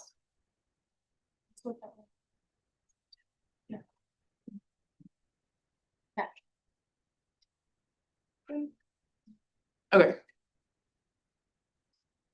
There you are. Thank you. Any other questions? Okay, thank you, AJ. No problem.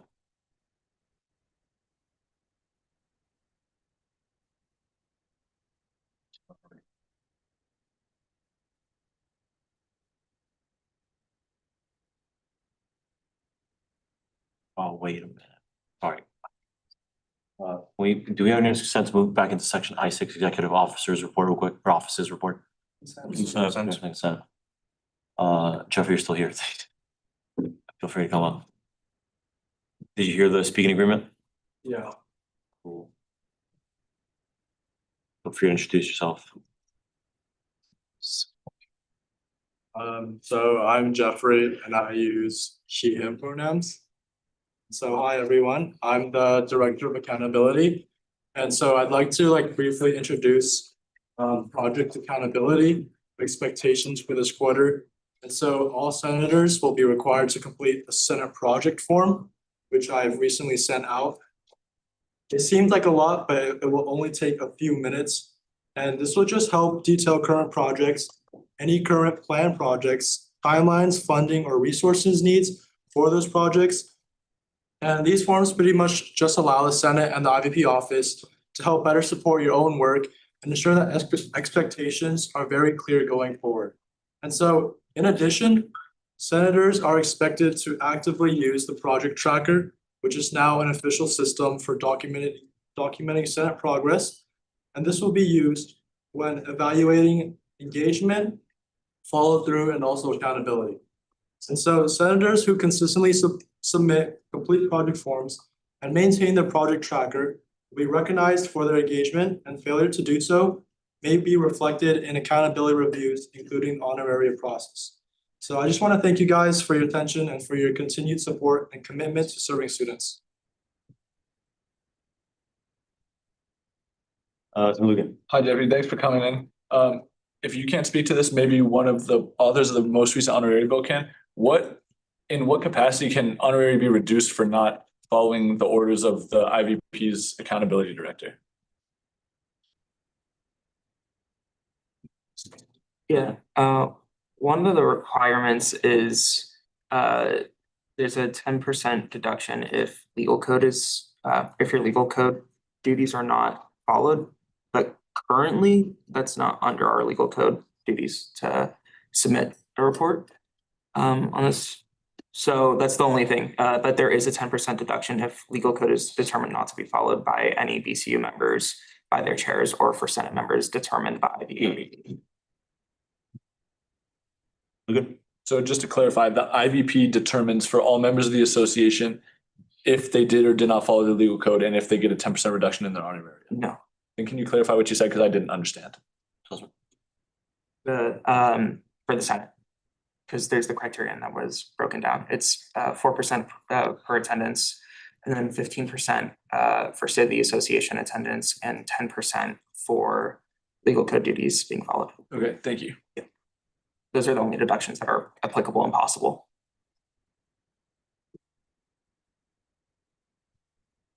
Anything else? When will the form be available to senators? Right now, if they want. It's like it said, oh yeah, it was sent out. Yeah. Yes, yeah, my fault. Right. Do you have a deadline? By the end of next week. Oh, cool.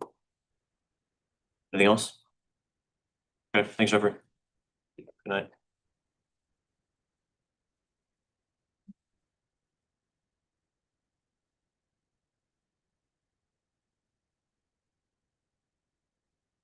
I think we're in committee reports.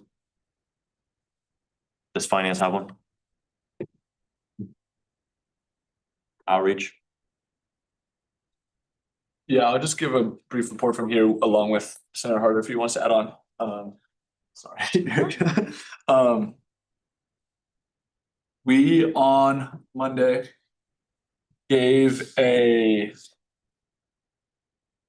we outlined, we have a huge syllabus that Vice Chair Harder worked really hard on over winter break that we gave to our committee members, outlining projects, goals, legislation, idea organization, and much more.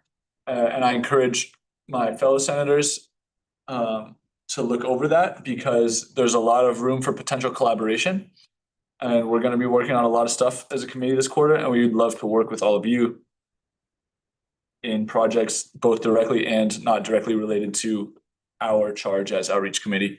So if you have a chance, look over that. The minutes should be in the to be approved folder, and if they're not, they will be. Otherwise, you have my emails about the meetings. So that's my big update if Harder wants to add anything.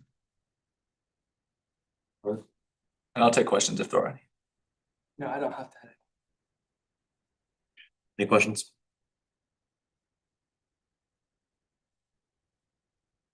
Okay, thanks, Luca.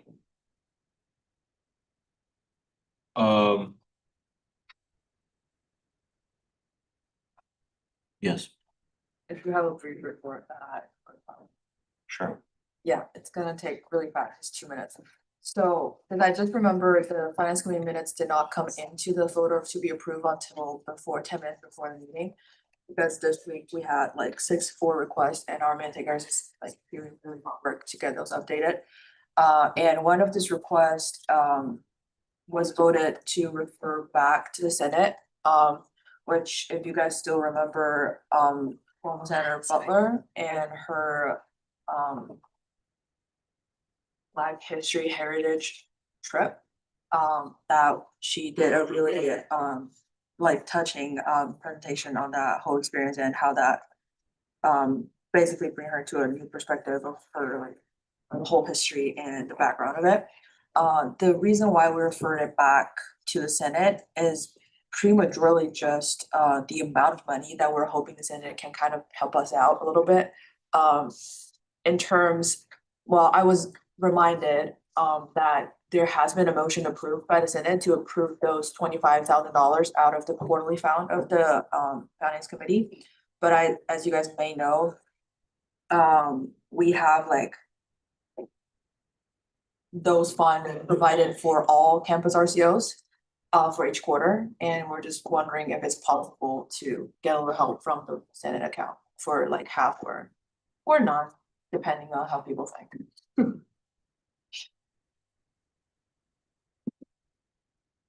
Yeah. It was my understanding that their proposed project did not meet financial policies and procedures. Is that, am I misguided in that? I don't, where does that? I had heard from another member of Finance Committee, and I don't know if this was a discussion that you had in Finance Committee or if this was something that they had there was their opinion. But they had said that they thought that because the trip was not being advertised to or available to all students, that it was not eligible under financial policy procedures. I mean, at least to my understanding, as we were questioning the representative of the program, their application is open to all students, and they have a very clear criteria for like selecting. And to be honest, I don't think there's any policy or procedure like complication of this program other than, I mean, we also had a resolution that is supposed to be passed to in support of this program. So my recommendation is just to like kind of fulfill our words on it. So. Got it. I think Vincent has his hand up.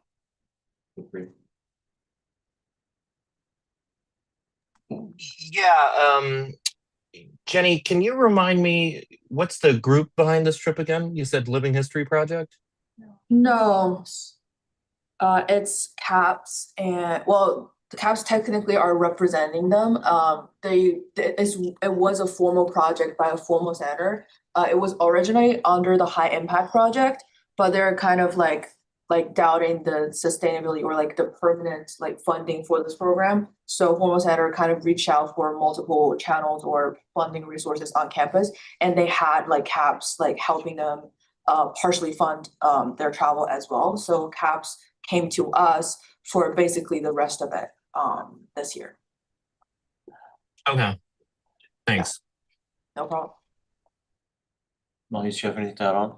I was just gonna provide information to answer some questions, since I didn't work with the external opposite of board. But it seems it was answered by Senator Judd. Is there any sort of academic competition or conference, or is it purely educational, like going to museums and touring around?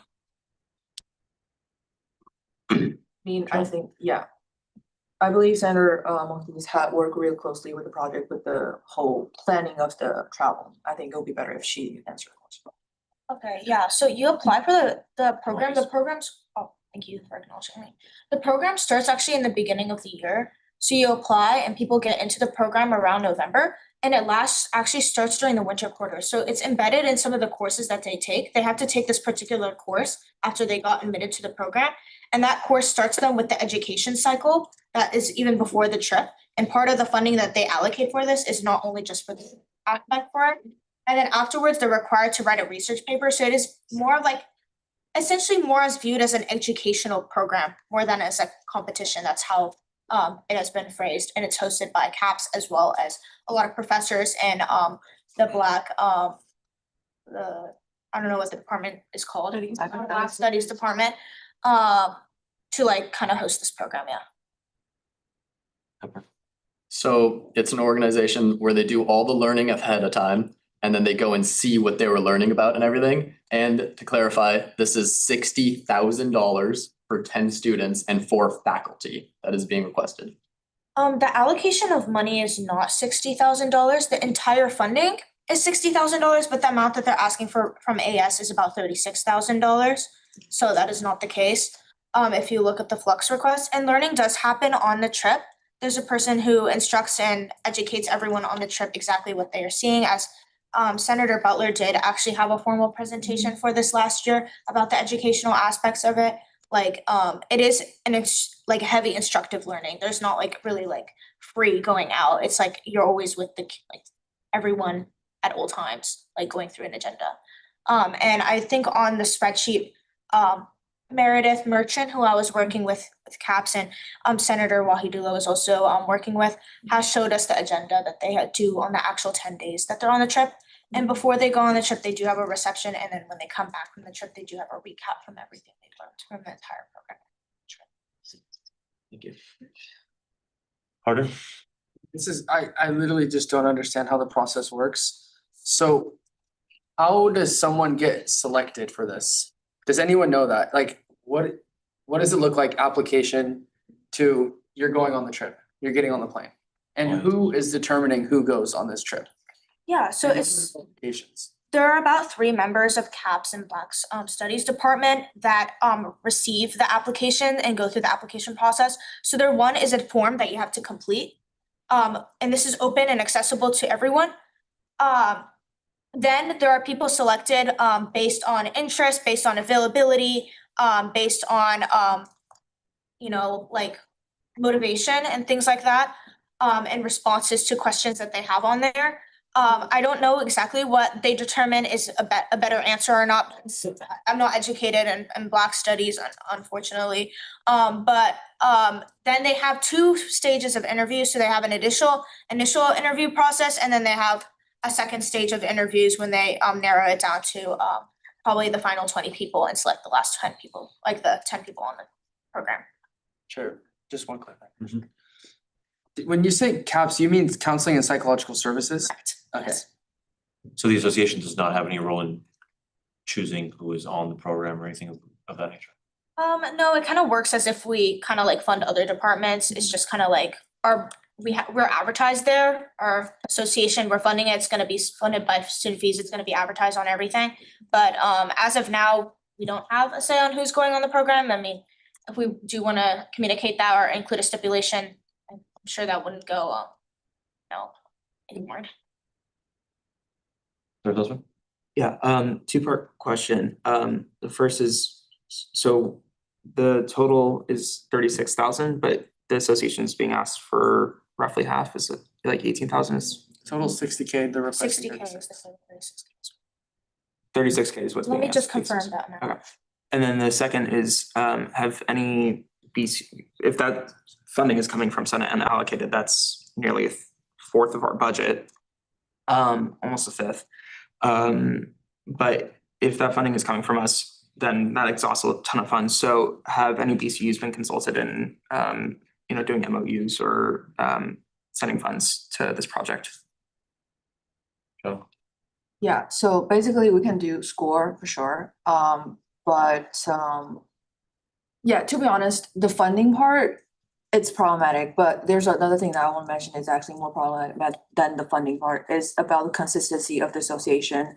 If you guys do remember that the last Senate actually did pass a resolution to support this program. Of course, you can say as the 66th Senate, we're not binded by the previous Senate decision, but regardless, for student body, we're one entity.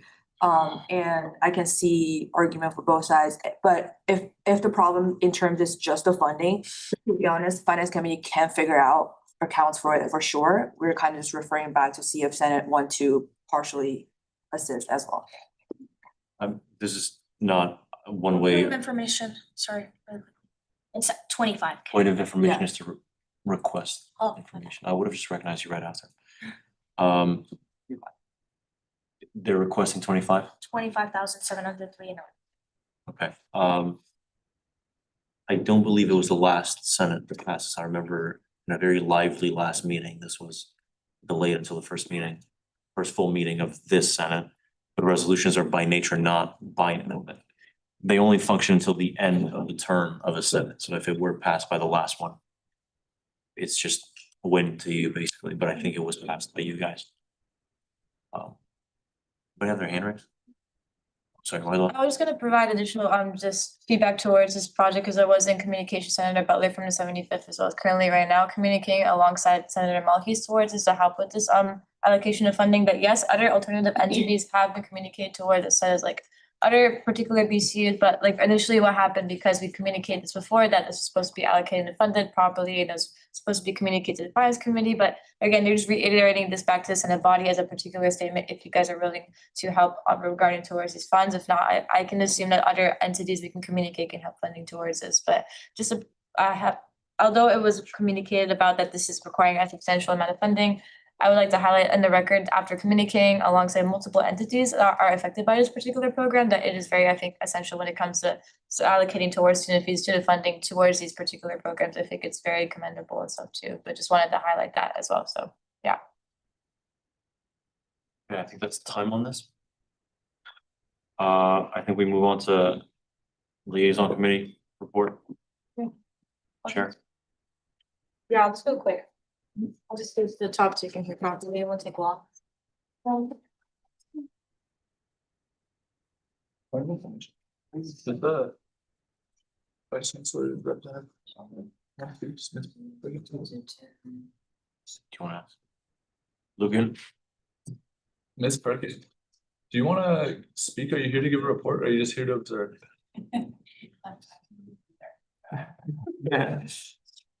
I'm fine to be your report or not, but I'm but I'd love to say Oh. you all. For sure. If you'd like, we can have you go next if you want. We can move back up to Chancellor's report if you like. Yeah, I'll just be done quick. Yeah, that's fine. Yeah, okay.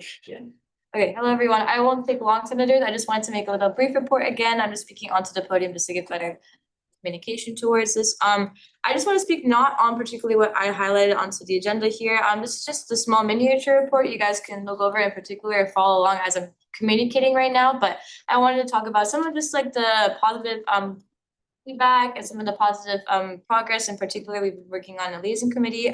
One I want to specifically mention about is that on Monday I went to communicate with our quarterly BCU chairs meeting and I went there for the first time and ironically, it's been historically now shown that this is the first time a senator has ever came to a quarterly chairs meeting, apparently. So it was that in itself was a really positive feedback in particular. And I went there just to highlight the same report I'm sitting here. It highlights all of the pilot programs and the research things, the surveys, all the stuff we've been communicating to BCUs to send out, and just all the things I was sharing with them, as well as highlighting the emphasis of BCUs to communicate with us and that we are your colleagues, someone that can assist you in the upcoming years or so in the coming weeks.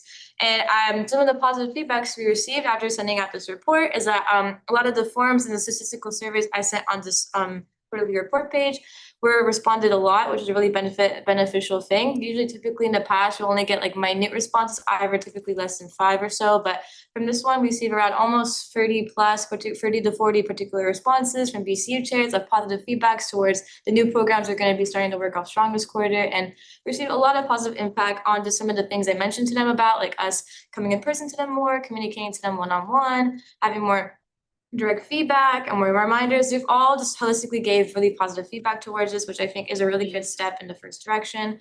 And I just wanted to reiterate some of the stuff you guys can look over into that I shared with you guys. But I think overall, it was really great to meet all the BC chairs, I think one-on-one in person. And I think this is just a good step that I also want to remind of maybe other senators if they're interested, as I already highlighted about that you guys are slowly going to start working on your own relationships, start meeting with them. But yeah, I just wanted to highlight this is a really good first step in a positive direction. And it's another additional reminder towards things that if you have not signed up at least for one BC liaison yet, I seen typically on our sheet that's still around 5 or 6 senators have not yet done so. Please do that. And so far, yeah, 90% of people have mentioned about on the research survey that they prefer. 70% mentioned they like to communicate with us through emails, 10% like text messaging, 10% like to do Google Calendar invites, and 1% mentioned about meeting in person, overall in person.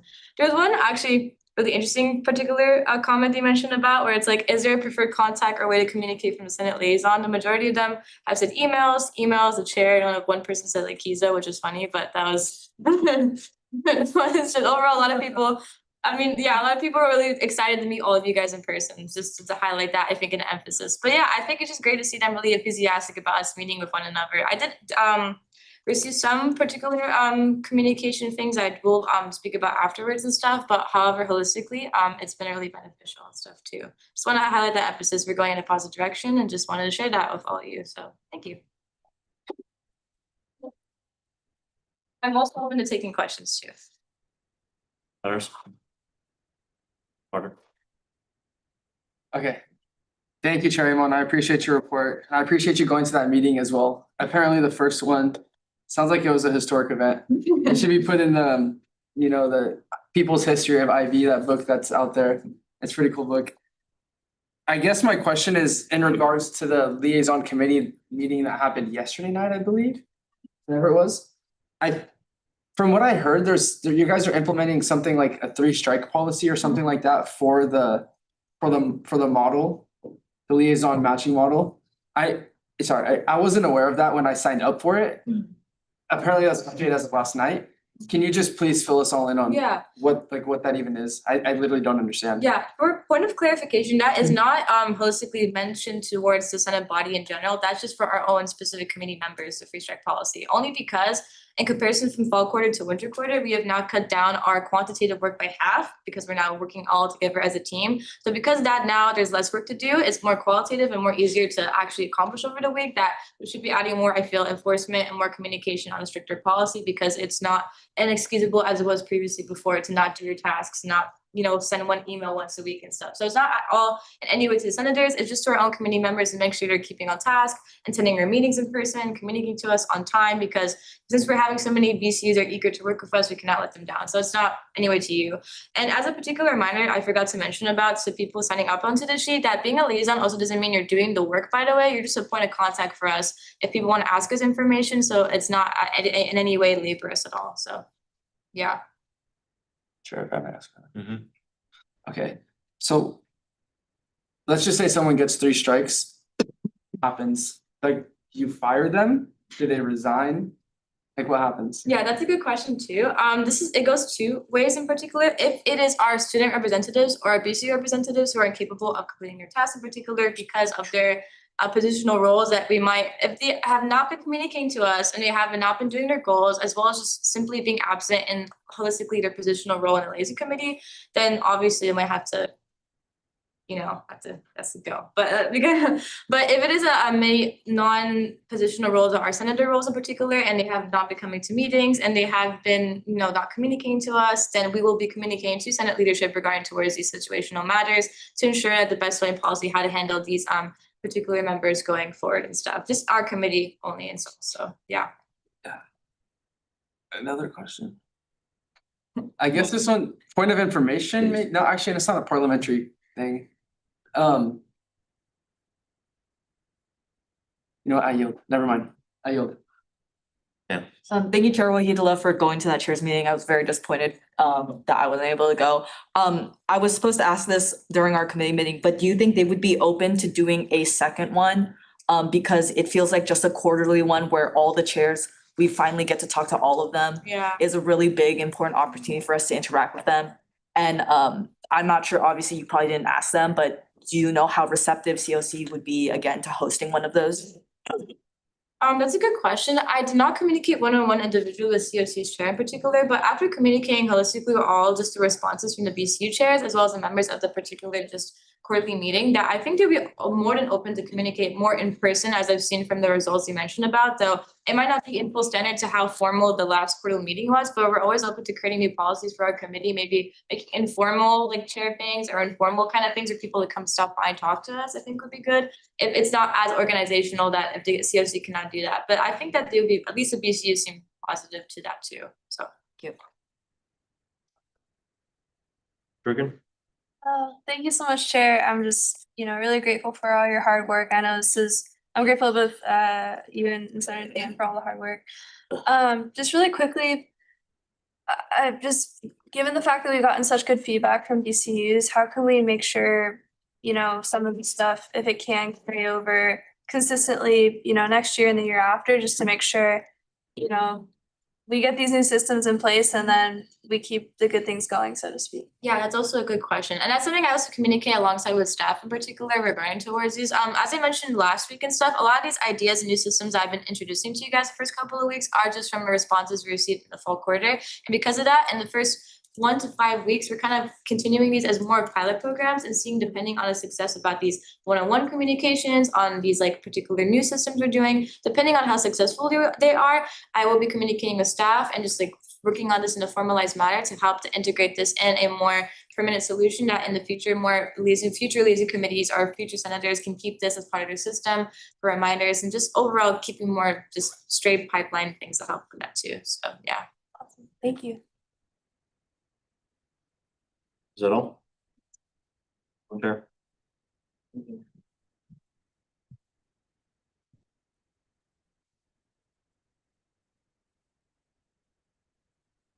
Advocacy? Oh my God. Pedro, do you mind sitting down? Yeah, I do. Please feel free to come up. Do we have unanimous consent to move into section B1, Chancellor's Representative? Consent. Okay, thank you so much for being here. All the time in the world, we don't have a limit on this one. Well, I promise to try not to take too much of your time, but thank you so much for having me today or for listening to me. Suzanne Perkin, Associate Vice Chancellor for Student Life, she represents. It's great to see you all. Normally, when I come to your meetings, I just like to listen and observe and just take it all in, but there's a few things on my list today that I feel like it would be really good to share with you all. So one is that our Student Affairs Executive Group met with the Chancellor today, and I just wanted to share with you that he had really positive things to say about your leadership and the Senate and every student representative that he's met with from AS so far. So that is really high praise coming from a chancellor. So I just want to commend you. I think you all have done such an awesome job being really professional and respectful and appropriate with him, and that's not always the case every year. So I just really commend you and want to thank you for that. So appreciate you on that one. Wanted to give you just a little bit of an update. As you know, your president, Leanne, with the support of Miles Ashlock-Burke, who is an Assistant Vice Chancellor for Student Affairs. They are running in collaboration with their committee, the search for a new AS Executive Director. And so that has kicked off. Applications are in and they will be reviewing applications soon. So at some point later in the quarter, either one or both of them will come give you a little bit more of an update, but just wanted to let you know that we're excited that has really kicked off and is moving. And some of you are on the committee. So thank you to those of you who are serving on that. It's super important. The other thing I wanted to just clarify is about international travel for organizations. The kind of decision-making on that, it comes to me. And so if you have a group that comes to ask, like, who do I reach out to? Just feel free to direct them to me. They can email me directly. I will share with you that I have a few questions that I ask all of them because it's important for me to look at kind of like what their travel plans are and how organized they are and that type of thing. But one of the main factors is really if there are travel advisories in the country that they're going to. And if there are, I'm probably gonna have to deny the travel. So it's not that they can't go, it's that they are not eligible to apply for campus funding for it, right? So if they self-fund and figure that out on their own, that's on them, they're taking on that risk and liability. But to receive any form of like your money or any university dollars, they can't be traveling to a country that has travel advisories. So just want to make sure I shared that with you. And then the final thing I wanted to just chat briefly with you about is the Save Student Services initiative that's being put forth through the Campus Selections Commission. And this was really the brainchild of a work group in student affairs.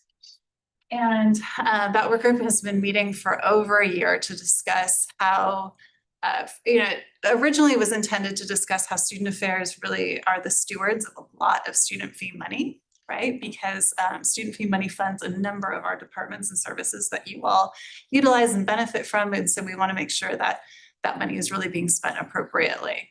And one of the things that kind of came out of that group is, if you've read the emails or heard about this, is that student fee money has really lagged because those fees were passed 1-2 decades ago. And so the buying power has really, really reduced, which has also mean that the services have retracted as well.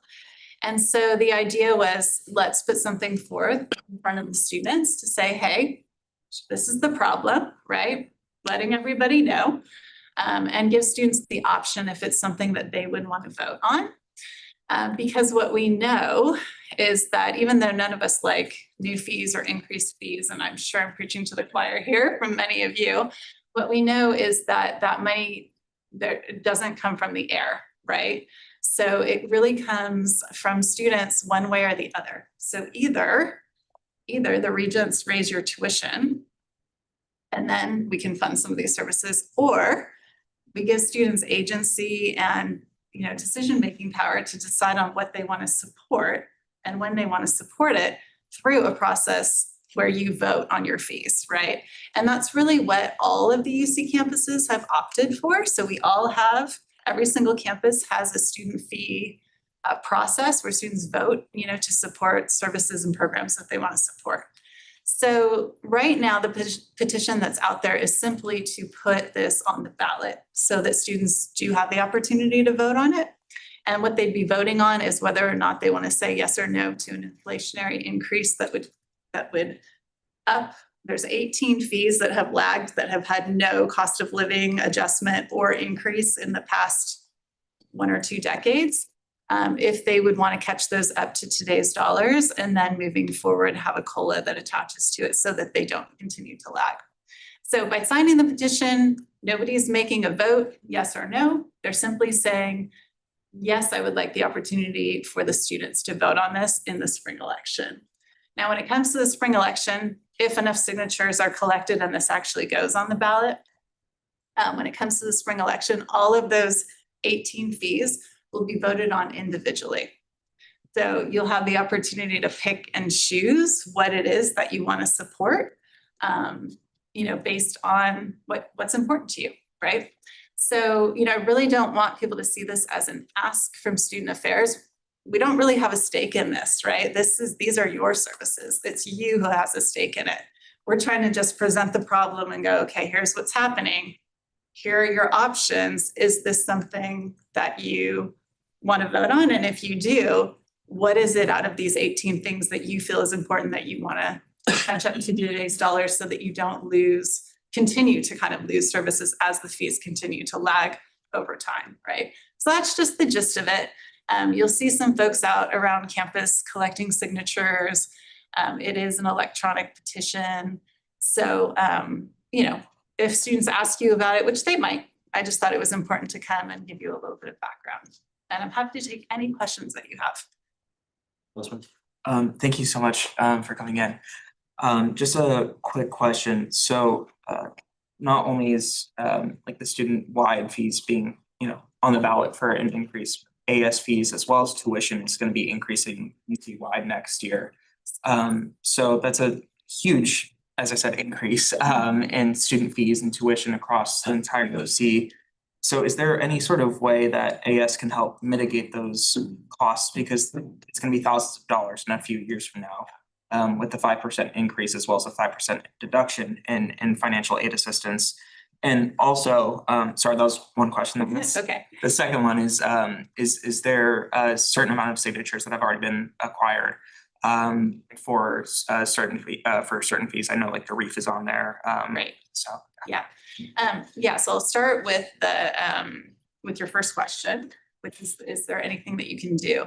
I think what you can do is you can demand some accountability for these fees. So this is something that we're already discussing. And at some point, if anyone who might be interested, please let me know because I'd love to include you in these conversations. We're trying to figure out, like, is there a way that departments and services who receive these fees could come to students and say, here's how we spent your money. Are you okay with that? How do you want us to spend it next year? And even, possibly even thinking about, okay, so if there were going to be inflationary increases, how can those get divvied up with student input instead of just a vote, right? So that's something that's kind of in the works. The other thing I would say is that you take a look at all of your AS fees because you all have a lot of them, which is fantastic because it gives you money to spend. It gives your boards, committees, commissions the opportunity to do some pretty amazing things. But are those dollars all getting spent or are they accumulating, right? Because student fee money is supposed to be spent, right? If you're going to charge a student $5 and tell them you're going to give them this service, and they don't spend that money or you don't give that service, that's really not okay, right? So having some accountability there. I will also say, because the Graduate Student Association did this, once they looked at their fees, they said, you know what? We are overfunded in this area. We are going to put a pause on one of our fees. And that's what they did. They wrote to the chancellor and they said, we want to pause I think it was their bus pass fee, for instance, because it's so overfunded that we actually have enough funding to support the next 4 years without charging students the fee. Can we pause it for 4 years and then when we're ready again, reenact it? And the chancellor approved that at the time. So those are kind of the things. The other thing I would say is that all fees go up for reaffirmation. So just because they're voted in once doesn't mean they're forever in perpetuity. All AS fees come up for reaffirmation every 2 years, so you get a chance to re-vote on them. And all campus elections fees come up for reaffirmation every 4 years. So you're not making a decision for all future students forever and ever, right? Because they will have the opportunity to vote on them as well. But think about what's important to you and figure out what you want to vote yes on and what you want to vote no on. Did that answer your question? Yeah, and then just the signatures as well. And the second one was like how many signatures have been collected. We're at, I don't know, close to 600 on the Save Student Services fee. And I think the REEF is probably around 400, 450 at this point. So for those of you who don't know, the REEF is a program through MSI, through the Marine Science Institute. They do hands-on learning. They have the touch tanks over there. They're going out for a fee to support their program, I think because their budget has been cut. So yeah, but that's independent and separate from the Safe Student Services initiative. Thank you so much. Yeah, okay. Yeah, Tess, the REEF is pretty cool. So that one is a separate petition from the Save the Student Services one? Yes. And they each need to separately achieve their, is it about 3,500 or am I? Yeah, it's about 3,500 signatures that you have to collect just to make the ballot, right? That's just to put it on the ballot, so. And why are those two separate? Is it because the REEF is not a department The like REEF the other? doesn't have a current fee, so they're trying to go out for something brand new, right? Whereas these 18 departments already have fees, and so it's just that their fees are so old that they've lagged, and it's so hard to provide the services that they've promised for what's being paid. That's good to know, thank you. Sorry, I think, oh no, you had your hand first. First, thank you for coming in. And I'm not sure if you have the numbers on it, but if there was like for the Safe Student Services, like a 100% approval situation, what's the cumulative increase in cost per student? Yeah, such a good question. So if it makes the ballot, and then if students vote yes and approve all 18 of those inflationary increases, it would add about $40 per quarter for students. I forgot to mention one really, really important factor about this, and that is that return to aid is attached to these fees. So all of that money, which is about 25% of the total fee charged, goes back directly to financial aid, which financial aid gives back to students. So all of these fee increases would be covered for high need students through financial aid, through the return to aid model. Sure, Matt. Yeah. Is there a contingency that these departments have if either the ballot initiative doesn't go through or let's say some of them just don't make it, right? Like on the vote? There's not right now. So, you know, if let's say there's not enough signatures for it to go on the ballot, then we have to go back and reassess and go, okay, is it that students don't want these services? Or was it too big of an ask to like for 18 fees? Or, you know, we've got to think about that and analyze it and then see what maybe we put forth the next year, right? So that would be continued conversation. But I mean, what I can tell you is that, you know, what we know is the budget's not getting any better, right? And so, you know, if the fees do not increase, then you're going to be left with where they're at. So it's not that they go away if this doesn't pass, they would stay at their current level. And then, you know, every year things get more expensive and the buying power reduces, and we continue on that cycle that we've been on for 1 to 2 decades, depending on how long it is. So I'll give you like a really quick example. Like there's a $3 fee for the childcare center that all undergrads and grads pay. And that used to provide money for the Children's Center to pay all 100 undergraduates that they employ for the entire academic year. Now it doesn't even cover a whole quarter. And it's still $3. It was passed back in 2005, right? So they're struggling with like, okay, we've got to pay 100 undergrads for a whole year to be teaching assistants, and this is the fee that we have. Could Senator Shurkin, if I can ask like something really specific because it's tied to that. I think some of the specifics matter here, and I went through the Save the Student Services a few days ago, the petition online, and just did the math very rudimentarily. Just what was listed on there, took the sum total, and it came out to $177.10. So is that per year? What's the? Oh, yeah. I think it's 5 per quarter. That still doesn't. Right.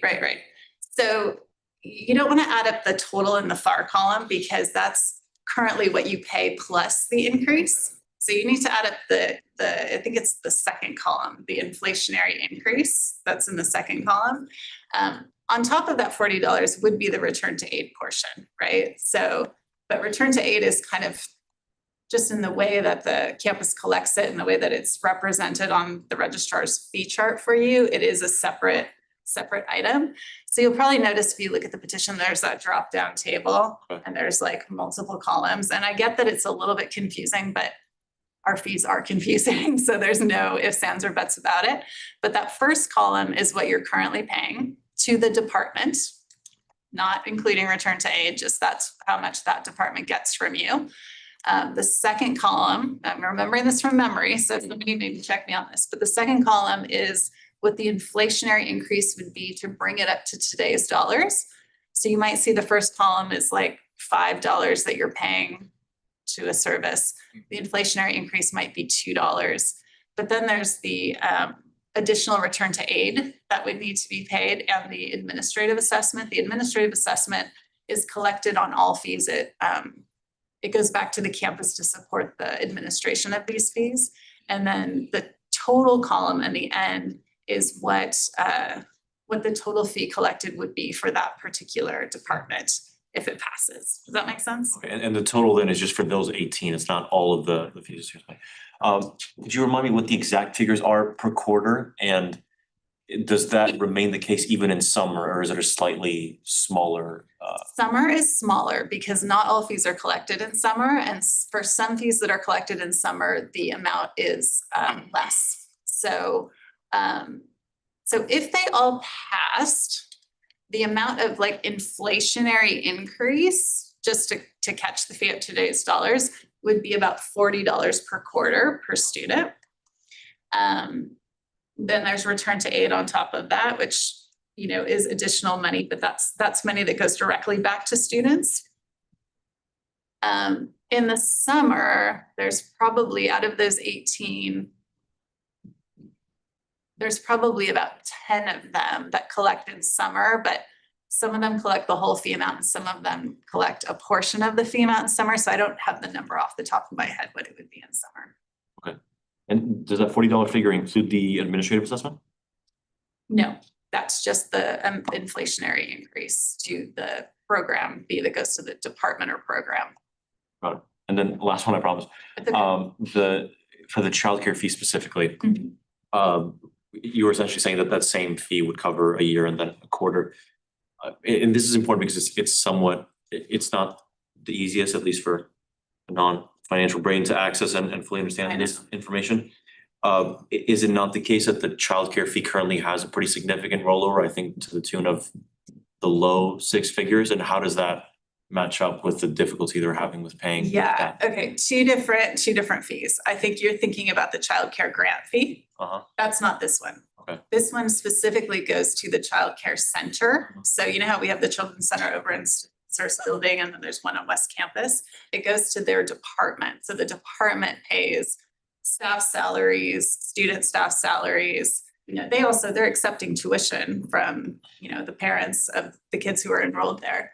But their $3 childcare fee has funded the 100 TAs that they hire every year in the past, and now only funds it for about a quarter, less than a quarter. Does that answer your question? Yeah. Yeah, okay. I know, you know what? If I could wave a magic wand and simplify fees on this campus, that would be like the best thing I could ever do. It is so complex for so many reasons. So Shrika? Yeah, thank you so much for coming in and IVP Lala phone's ringing, sorry. Just to answer, we do have rollover for the one that you're talking about. I talked to Michael and it's about 225K. Okay. And I'm trying to work on that. And if anyone's interested in working on that, let me know, but that's not why I asked the question. I'm just wondering, so full transparency, I saw this ad for this petition in the rec center and on a Did You Know? And after doing like some brief research, I was a little bit confused and it took this conversation to really bring me up to date and not every student is in this seat. I know. And I'm a bit concerned that they'll just see the advertising around campus and be like, okay, well, our fees are going up and not really understand the nuance behind it and like what would happen if, this wasn't adjusted for inflation. I mean, I know in every conversation I've been with every campus department, it's very obvious to tell like this needs to happen because of like the deficits, but I'm just, if you have any insight to how we can really bring this forward to students in a way of like, know this, not just like your fees, yes, are going up, but not in the way that like we traditionally think of fees going up. Yeah. So if you just have any insight. I know, thank you. It's such a good question. And, what we've been talking about in our work group and with all of these departments is you can't just send in an email with a QR code and expect people to sign this petition, right? Because it's confusing. Like this is a complicated initiative. So we have to be out there talking to students. So we're really pushing that people have to get out there and have individual conversations with students. We've been trying to get in front of every student group that will let us come in. So we're visiting classes. There's a student affairs student cabinet that I met with. There's the chancellor has a student cabinet that we're going to talk to. We've met with SBAC. We've spoken to some of your exec leaders. We've spoken to the Graduate Student Association. I'm here tonight to talk to you about it. So if you have a group that you would like us to come present to, a club, organization, BCU meeting, whatever, please let us know. We will do it because I totally agree with you. It takes the conversation for sure. And that's where I feel like you all could be advocates, right? Some students are going to see this and are going to be like, what? And this is where we're trying to avoid students just being like, I want to raise our fees by $40. Because first of all, even if this makes the ballot, we don't know if all of those increases will pass, right? It's likely that they won't all pass. So it's not really fair to say, oh, if this goes on, it's going to be $40. That's only if all of them pass, right? So that's a little bit of a tricky conversation too. And then you try and explain these 5 columns that are on a table and return to aid and all of it, it's a lot, right? It's a lot. So if this does make the ballot, we are committed to doing quite a bit more informational campaigning. Right now, we're trying to like not overwhelm students too much and try and just get this concept of like, what does inflationary lag mean and why is this important? So yeah, but happy to come talk to any group you would like me to talk to. Thank you, Chair. Okay, so again, speaking from the student perspective, right? My question is gonna sound very hostile. That's and I okay. think Just put it very Put it out there, transparently. yeah. Yeah, it's going to sound very hostile, but just to be clear, yeah. I appreciate you prefacing that. Yeah, of course. But yeah, again. So speaking from the student perspective, I am very well aware that most students think that administrators and people like yourself get paid way more money than you guys should. Very clearly. I don't necessarily believe that myself, Yeah. but Yeah. it's a known fact, particularly the chancellor. Oh, sure. So I'm wondering, what is the process like of reducing your pay, reducing the chancellor's pay, and reallocating that money to something like this, as opposed to asking students to continuously pay more money? Yeah. While they also simultaneously hold the belief that the chancellor, you know, Yeah. having a new house for like 1.8 million or whatever it was, something like that, right? So can you enlighten me as to what the process for something of that nature is like? Yeah, well, let me give you a little bit of background on it. So. And again, like, I'm a representative. No, I know, and I appreciate your question, and I think you absolutely should be asking it because it's a great question. So staff salaries are really, they're set by, or at least the staff salary scales are set by both the University of California and the campus. So all staff jobs are classified and graded into pay grades. And so if you have a job that's grade 21, there's a salary range for that. And that salary range is determined based on market value.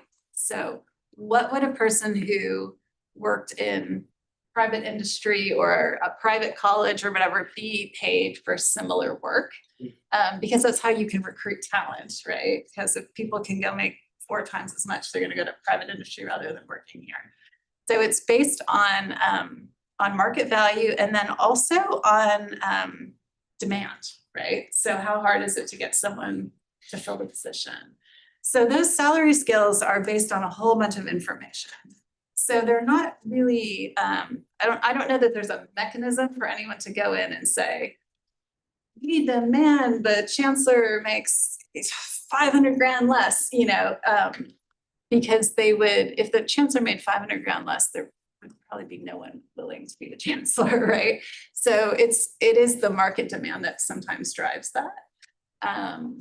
So, and I think when you think about it too, the money for staff salaries, it's like a whole different budget item than what goes to student services. So it's not a 1-for-1, like if they just reduce that, all that money would go to student services. It doesn't quite work that way. So I think, you know, and, you know, here at UCSB, there's the cost of living in Santa Barbara too, which is quite high. So, you know, I don't know that even your fellow staff members in AS would be too excited if you all were like, we want to pay right? So I don't know that there's really a mechanism for that. So what I get back to though is your student agency on these fees. Because if we did not have this process, administrators would be making the decision for you. 100%. So, you know, you don't want Mike and me and Joaquin to be deciding how to divvy up these things. You want to be able to say on your ballot, you know what? I love recreation. I want to support that. You know what? I love CLAS. I want to support that. You know what? I don't really care about X, Y, or Z service. I maybe don't want to support that. So that's where your agency comes in. Sure. Does that answer your Briefly, please. Yeah, it does. And very briefly, I as a representative, people come up to me all the time and ask me questions like that, you know, why do you guys get paid so much? What, et cetera, et cetera, et cetera. So I just wanted to thank you for clarifying that for me, so that I'm equipped with the tools to go and explain that to everyone else. And we're all equipped with the tools to explain the complexity of the process of running an educational institution, right? Yeah, So I do appreciate that. Thank you very much. you're welcome. Yeah, thanks for asking. Good. Hi, Suzanne, thank you for coming in. Is there any way that we could explore, I know this happens with government allocations to certain things, and if we could do something similar at the university, whether within AS and our fees or with campus fees broadly, to have included in the fee language a cost of living adjustment or an inflationary increase, so that year by year, every 2 years, whatever it may be, it automatically increases and we don't have to go through this process and have these kinds of issues. Is that a university policy we can implement? Do we need to work with the state of California? So it already exists, and it applies actually to a few of your fees. So your AS, quite a few of your AS fees actually have a cost of living adjustment attached to them. However, the way it's set up is it's a 5-year lag. So the fee is an amount and then it lags for 5 years, and then there's an inflationary catch up, and then it lags for 5 years, an inflationary catch up. And there's a couple of campus elections commissions fees that also have that structure. CLIS has it, CAPS has it on one of their fees. And so part of this proposal is actually to attach the COLA to all of these fees exactly for that reason, so that they can keep pace. And we want to do the COLA on an annual basis rather than the 5-year lag, because what we have found from this 5-year lag is that it's really hurting departments and services, because the 5-year lag is big sometimes. Right. Yeah, does that answer your question? Yes, that does. Thank you. Yeah. Sussman? Very hypothetical, but if inflation were to decrease on an annual year, would fees then decrease as They well? would decrease, yeah. That's the way it's set up. Right? That's. Yeah, it's tied to the US Department of Labor's Consumer Price Index for Southern California. I wouldn't count on. Well, we did have some years where there was no inflation, right? So there was, yeah. So recession might be nice, yeah. Yeah. Senator Joseph Williams has his hand up the entire time before anyone else. Please feel free. If you can just like. Can you not see it from here? Something, yeah, no, absolutely. Back, okay, yeah, I can do that. This is somewhat semantic, but I do think it's important that we clarify exactly what you meant. You said earlier you wouldn't approve international travel to any country with an advisory. I'm not sure how much you know about the way the Department of State does travel advisories. There's 4 tiers. Yes. There are countries like United Kingdom and France that are generally considered safe to visit, and I think a lot of people would have good reason to want to visit that have level 2 travel advisories, for instance. Yes, so level 2 is where it's like a fine line, right? And we take a look at all the other factors of like, who are they going with, and is it, a reputable company, and how are they buying their tickets and that type of stuff. But level 3 or a 4, I'm not going to approve it. That's understandable. Yeah. Level 4 is like blowing stuff. Level 4 is. Wait, yeah, very hard no. Level 3 is really almost a very hard no too. What if it's like war journalism, RCO? What if it's Albania? What if it's like humanitarian? Fine, first time. Okay, we're completely out of. Senator Simone, is that your question? That was my question. I just wanted clarification. So I think you're No, not. I am aware of the level, but yeah, level 1, no problem. Level 2 is where it's a judgment call, no level 3 or 4. Ali? Thank you for coming. Like, that's super informative for me, and I'm sure for other students as well. I was gonna ask if there's a mechanism for students to decrease student fees or like eliminate a department that they don't see like useful for them. Because on the ballots you always see affirmations or increase, but I've just noticed there's never been like a decrease or do you still want this department here? So it gives students a choice, but it really eliminates one half of the voice holistically. Such a good question. So the reaffirmation process is meant to be that process. So that's, and actually we are the only campus of all the UCs that do reaffirmations. So every other campus, once it's voted, it exists in perpetuity, right? But on this campus, thank you to students like 30 years ago who said, we don't think that's fair. We think students should always have the opportunity to vote on their fees. They created this reaffirmation process, and we have had fees that have been voted out. Reaffirmation. So when it comes on the ballot, and that's why if you all, this is another thing that you all could do that would be so amazing. help students understand that fees are on the ballot too, right? So, you get students who are like, well, I don't know any of the senators and I don't know any of the people running for president. Why should I vote? But like, there's like hundreds of dollars of fees on there that they should be giving their input on, right?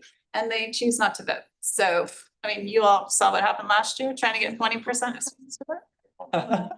Crazy. And you know how many fees were on there? A ton. There were almost 35 fees on that ballot. And we could hardly get 20% of students to vote on it. So we're trying to do a lot more education this year. We even started in fall quarter, including in some of like Dean Joaquin's newsletters, a little bit about it. So we're dropping hints. We're doing a lot more meetings about it with students because we really want voter turnout to increase. Or, sorry, go on. I donate mine. So just to clarify, if a department or entity doesn't get reaffirmed, that essentially eliminates their fee. It does. It does. Yeah. Pardon? Thank you. Okay, how do I phrase this question? Yeah, but you know what? Hostile again. It's not that, it's actually not hostile. It's okay, go It's not that hostile. Let me, actually, I'm asking prematurely. Allow me a moment, please. I yield. Okay, I had a few quick questions meanwhile, so you think of that. In the 3,600 figure that needs to be gathered, is that both undergrads and grads, or is that solely for undergraduate It's students? just undergrads. We also have to collect 15% of the graduate population. So that's 450 additional graduate student signatures. So those are tied together, as in we either both were in this, we either both pay this or not, and there's separate fees? So about half of the 18 fees that are part of this initiative include graduate students. So if the grads approve it, then it will go on their ballot for just those fees that include the graduate students. So you'll see in the petition, there's ones that are highlighted. Those are the ones that include graduate students. Got it. And then for the grant, or rather the child care grant and center sort of distinction, I think it matters both for its own purposes, but also a little bit more as an example for other ones. The really simple question is whether the rollover for the childcare grants may be used to fund that of the childcare center, at least for, I don't know, a year or two. And secondly, you mentioned that there's a possibility, I think this is probably the most plausible route. What you mentioned for graduate fees, which were paused by requesting that of the senators. It seems like that might also be an available option here as well. If, okay, we have 200,000, as Senator Shurkin said, in rollover for this specific grant, that might cover the next 4 years. Let's pause this and reconsider if all else is still functioning in, I don't know, 2035. Yeah. Is that an option? Yes, it absolutely is. So in terms of like trying to transfer it to the childcare center for this other need, you can't really do that because ballot language is considered a contract with the student. So the ballot language said this money is to create a grant program for students who need childcare to help them pay for childcare, right? That's really different than the $3 fee that the childcare center collects, which on that ballot said, you want to pay $3 to our childcare center to employ, 100 undergraduates per year as teaching assistants and our blah, blah, blah programs and whatnot. So you can't transfer it over, unfortunately, but yes, you absolutely could look at it and go, we have $200,000 in there. Maybe we shouldn't be charging students for this until we utilize that money. So you could put it on pause. And again, the mechanism to put it on pause is approval from the chancellor. So you don't have to put it on the ballot. You could just, as a Senate, decide that, put it forward to the chancellor, and the chancellor would say yes or no. The chancellor's going to say yes because, of course, the fewer fees, the better, right? Particularly if you can still fund the service without having to charge students even more. Yeah. That is really great to know, actually, yeah. I meant because the childcare grant seems like it already sort of distributes funds elsewhere for the center, but that's really great to know.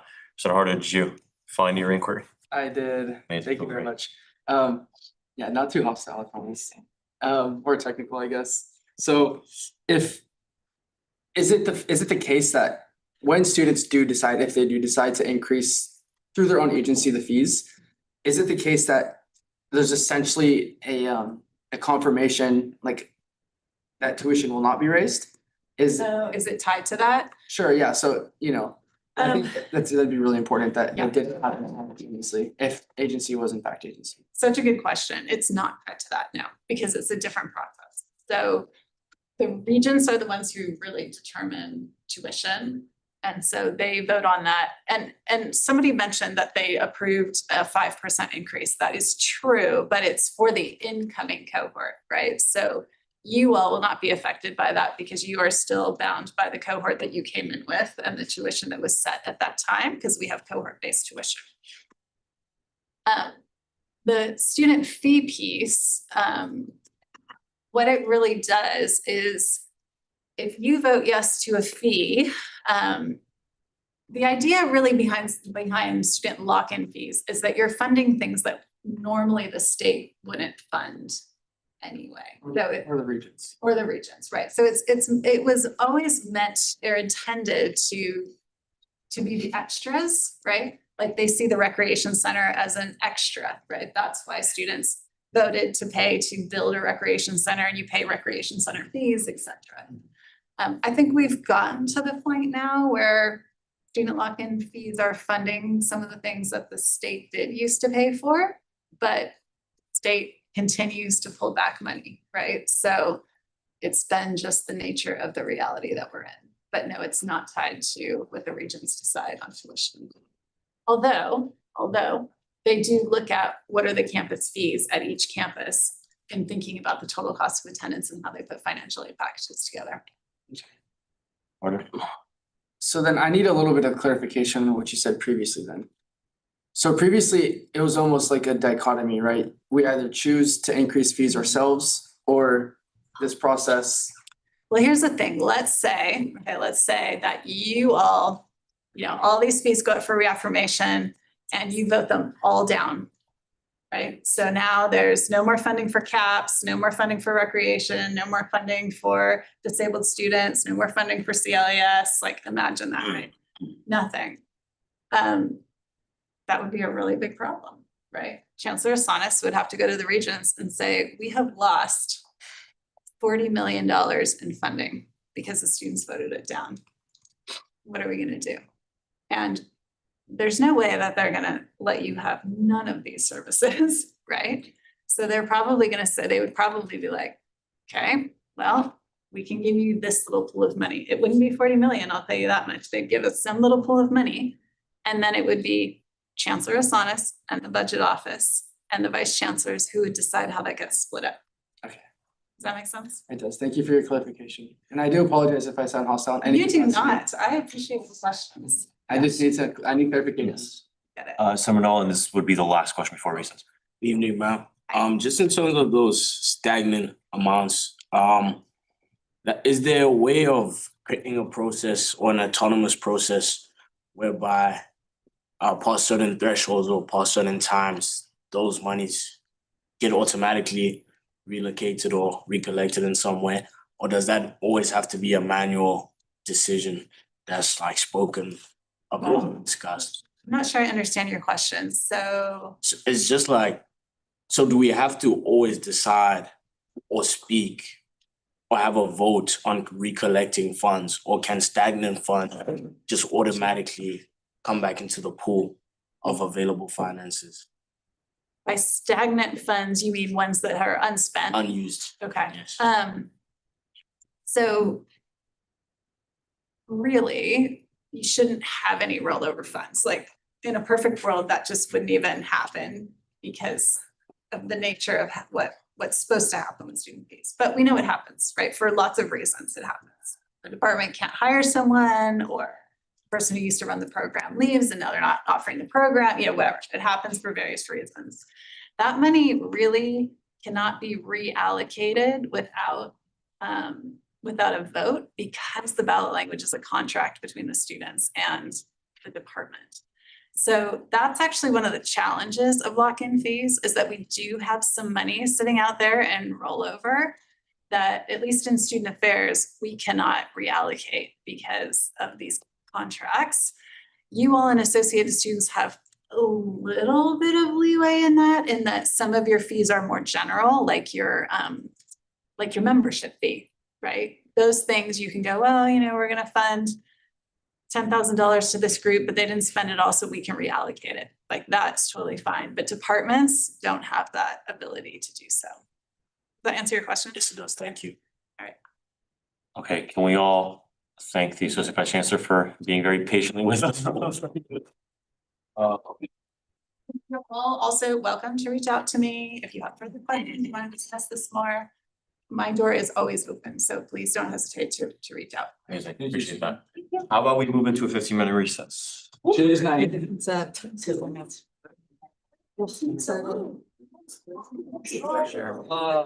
Back in. Also, Smiley, they really want you in for some time to film things. Because it's not even.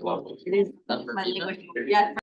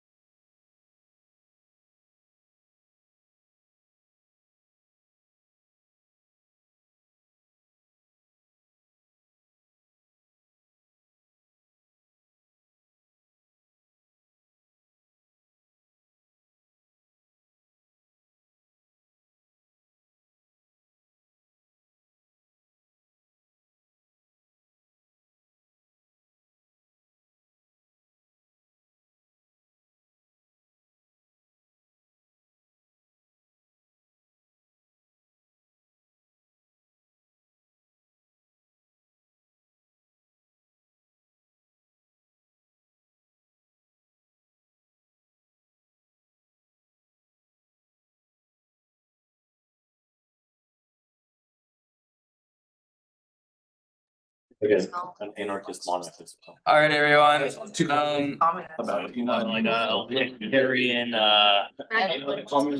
You guys ready? Yes. Okay, let's start. We're calling this meeting back to order at 9:19 PM. I have been reminded by both pro temps that we have, can we please, Jenny, order? Yes, what he said, that we have many. We have many items to get through from now until 11 PM, and we are leaving here shortly after 11 PM. That's it, so let's please move through them. Samai, our beloved Samai, will be enforcing the time limit on each of the items. I believe in us. Where were we? Okay, I think we went through committee reports, is that correct, or? No. Oh, God. Bro, I got stepped on. Okay, I'll keep it brief, Chair. Thank you. It's great to talk to y'all as new chair of the advocacy committee. We have some cool stuff going on. We're gonna finalize our leadership changes today and appointments and resignations, and then we're gonna get to business on Friday, 12 to 2 PM in AS Main. Please be there, or be square. We look forward to hopefully seeing your wonderful faces there, and we'll be giving a report on our vision for the quarter. So show up or be square. How you doing? Take questions, Mike? Question, no questions. You gotta take questions. I see it's in the standing rule. For the sake of time. Sussman. Wow. Oh. I'm lovely. This is called. Do you still need that motion for this evening, for the part all? No, we're gonna postpone that one. Yeah, thank you. You better be there. Orem Square? Yes. I get it, okay. That's the same good. Okay, are there any group projects or senator projects or something? Yes. No one? We're not doing.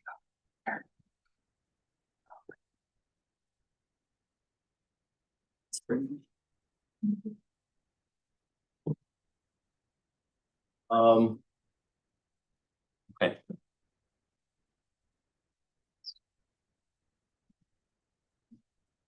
Window of information. Yeah. When do I amend the agenda to add something?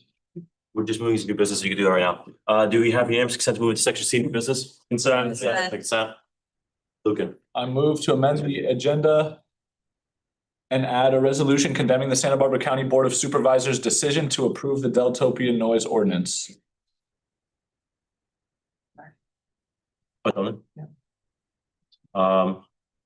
There's been a motion to amend the agenda and add a resolution condemning the County Board of Supervisors' decision to approve the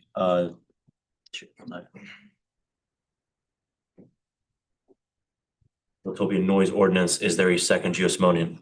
I second. There's been a second, we're now in discussion. Oh no, call question, question has been called. Is there any objection? Call the question.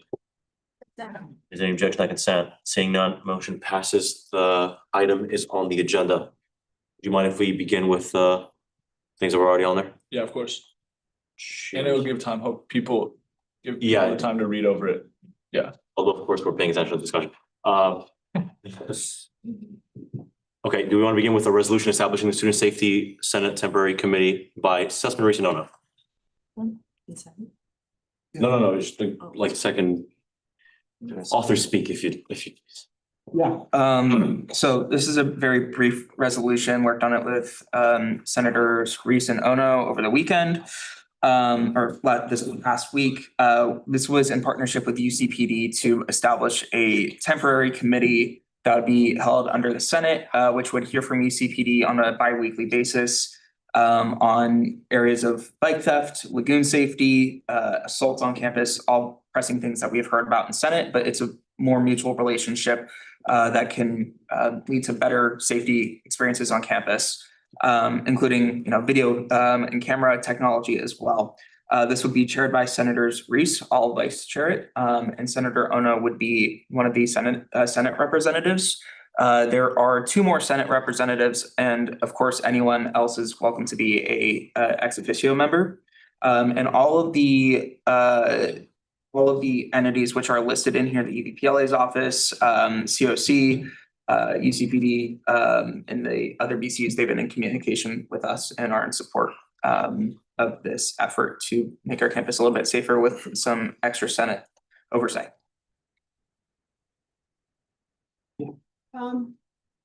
Sussman basically covered it all. I just want to say that I think we've, like, a lot of students have been criticizing, you know, what are they gonna do about this situation and this about campus safety, and like, it's sad that ultimately the responsibility falls on student senators to kind of push that process along, but I do think that we should do that with as much urgency as we can. So I would, I don't know, I would encourage any questions, but also support from the Senate for this. I yield. Well, yeah, I think we've covered basically everything, but I think it's just important that we continue to have a good working relationship with UCPD, and I think this is a great way that we can do that.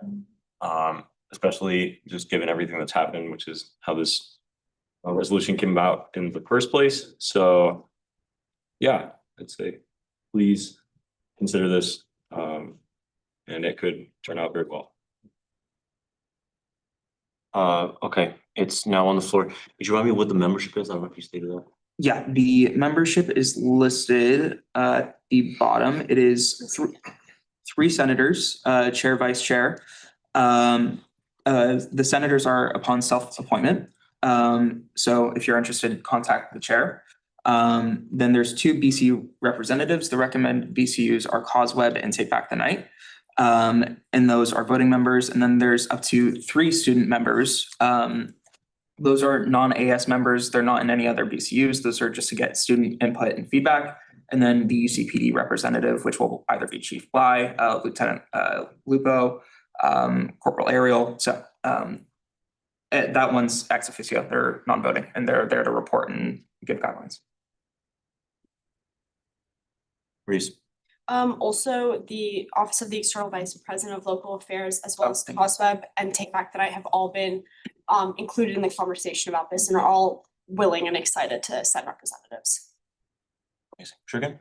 Yeah, I just want to congratulate you guys on this. I was really thrilled. Just like I even printed it out. I have like 3 questions, and they're all just to get more information because I'm curious. What was the oh, sorry, can I do back and forth? Yeah. Okay. What was the rationale just for 3 student representatives? I'm wondering if there could be more ? But I'm sure there's a good reason for 3. Sure. I mean, the reasoning is because the Chancellor's Advisory Committee, which is going to be soon established if it hasn't already, those are all non-AS members, and this temporary committee is to report to them. And we're not limiting students from coming in and, you know, giving feedback. It's simply just voting membership, to keep voting membership to, you know, an agreeable amount. Okay, awesome. And then I know we have a really strong relationship with UCPD, and I know our relationship with the Foot Patrol is, especially given the decision that happened yesterday. I'm just wondering, is there any chance like y'all would get them in these conversations, or is it more productive to have this be a UCPD focused committee? I think it would be a wonderful idea to get them involved.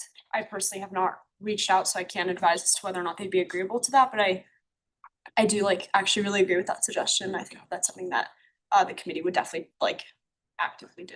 Awesome. And I have one more question. For the lagoon project that you guys went to the Coastal Commission for, did really good work. Obviously, I think I know the answer, but would this committee continue that work? Awesome. Thank you.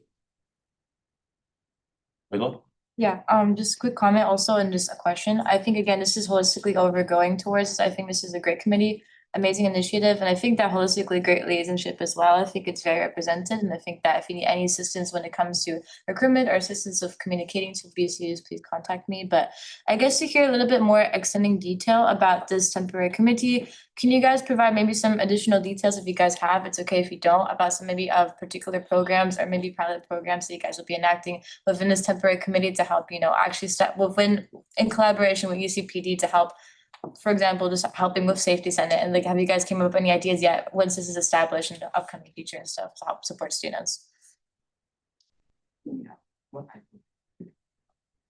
Like so far, we've been considering like Senator Shurkin said, to continue the lagoon safety projects, as well as considering video monitoring and other ways to make the campus more like technologically equipped to deal with safety.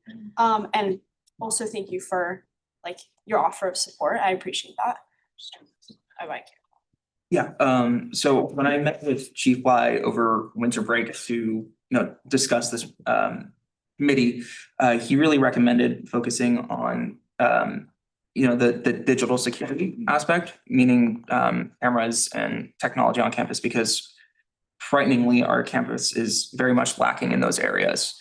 So that would look like security and monitoring around bike areas, where bike theft is a very common crime on campus. You see stolen bikes is what we're called. Unfortunately, lagoon area as well, monitoring and cameras in that area as well. So that's one of the initial first phases of this project, but holistically, we're focused on a safer campus for all. So whether that's lighting or, implementing more safety guard or security guards or CS, or what are they called? CSOs to escort students at night. That's kind of what this is. And bi-weekly UCPD will be coming to us to give us recommendations. So that's kind of what the intent of this is. Okay, that's the time limit on this, but we'll do one last. That's fine. Maybe. It's fine. Here. Oh, you. Partner. So I'm definitely prepared to support this, but I do have a couple of questions. My main one is essentially just like, to put it really simply, why doesn't the advocacy committee just do this? It's their mandate. Why doesn't the advocacy committee just do this? Right. And I'm sure you guys have a great answer, but I don't know it. And without that information, it doesn't make sense to me. So if you guys could please enlighten me. Well, I think the reason that we wanted to establish a temporary committee on this now that solely focuses on campus safety is in light of the recent incidents and also the expressed interest from UCPD. So I think it would just allow for a closer relationship with UCPD and a group of students whose sole commitment is campus safety, so that we can like effectively and urgently create a report recommending something to the chancellor. Yeah, I think this kind of goes back to the thing that I said at the very beginning of the year, is that we can't be everything to everyone all at once.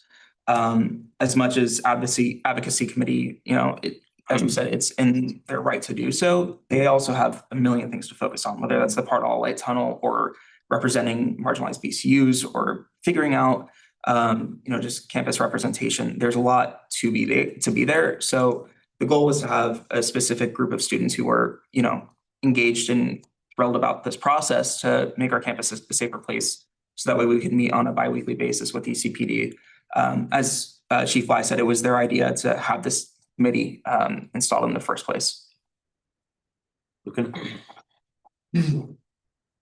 I really love the idea of trying to make our campus safer. I'm horribly scared, shocked, and frightened at the idea of starting to monitor students with cameras on campus and monitor bike spaces. Not because of that idea that, you can see if someone stole the bike and try to get them, that's fine. But of what having cameras on campus means as a student, as someone who doesn't engage in criminal activity, that's horrifying. I don't think that I would want to be, and that the students that I represent want to be monitored in their day-to-day life. And I would urge the committee, if this gets created, against pursuing initiatives like that, especially given modern technological advancements and how they've been misused for monitoring in other capacities across the nation and across the world. A little past. You want to make I need to clarify that. Yeah, sure. Just to clarify, over winter break, this came up with Chief Y, and I expressed those exact same concerns. I said, what about the students who just go to the lagoon to have a smoke break? And, sorry, that's the truth. That concern was well received. And the idea is not to record and monitor students at every single move. Rather, if there's motion activated, sensory in the lagoon area at 2 a.m. And if the camera depicts that it's a person following another person, that's the general idea, right? And the UCPD has already committed that if cameras were installed, it would not, they would not use petty crimes at all. Like that's out of question, out of sight, out of mind. Since we have media here, since the rest of the senators are here, it's a very valid concern, which I share, but UCPD is already committed to me, to the Senate, via that way, that they will not use cameras to track or use petty crimes against students. That's I was in the meeting you're mentioning, and also one thing that I don't think was mentioned earlier was Evan essentially raises the question of how would you, to Chief Bly, how would you want this committee to report to UCPD? And I think his response is pretty memorable. Actually, it's the other way around. We would like UCPD to report to this committee, which is pretty, you know, it is something worth considering.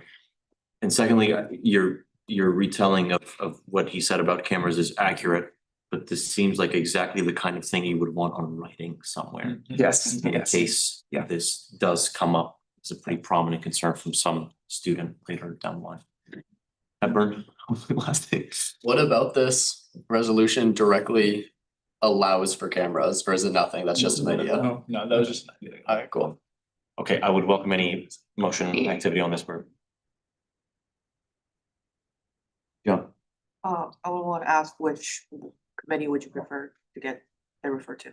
Can adopt it. If it would be agreeable with you all, I would prefer to vote on this today, since it is a resolution, we don't have to table it.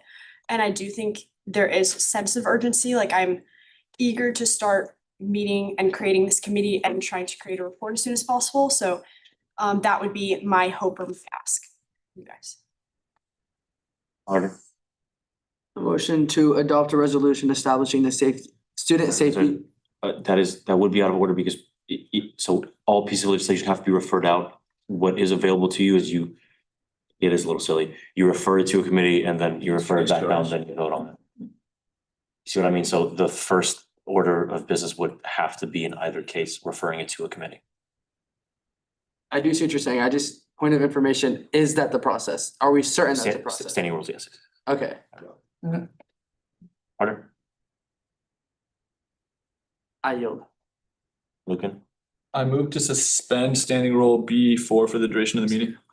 There's been a motion to suspend standing rule, 76A UCSB, Senate, standing rule B4 for the duration of the meeting. Is there a second? Oh, no. Second. There's been a second. We're now in discussion. Hepburn? Call the question. Question has been called. Did you call the question? Objection like that.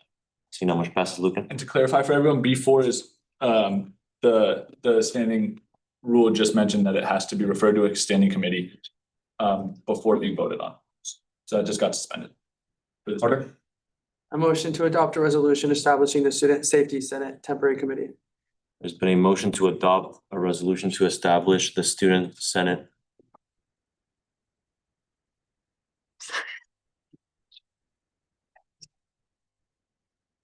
Safety Senate Temporary Committee. Is there a second, Chaudhry? Second. There's been a second. We're now discussion, John. Question has been called. Josh calls question. Consent. In fact, like consent. So we would move ordinarily into a hand vote, but this is a historic moment. We're gonna see whether this works or not. Lord, Proceed to voting tracker. please do proceed to the voting tracker. Is that the top? Does everybody have access to it and? I have access. Oh. Yes, yeah. Votes. 22 are named. Just this one? Oh my gosh. Awesome.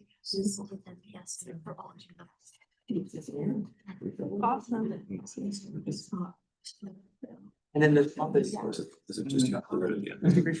Thank you so much. Evan's gonna start crying. No, I am. One second.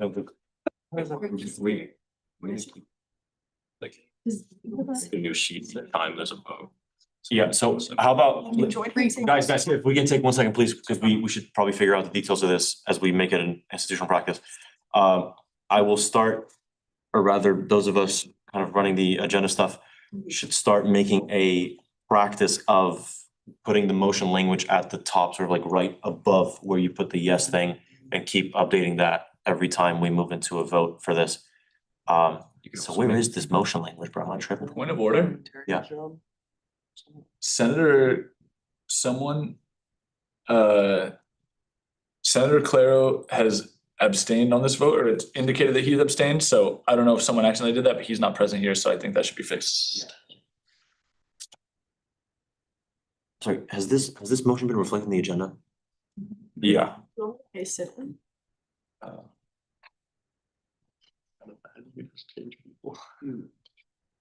Yeah.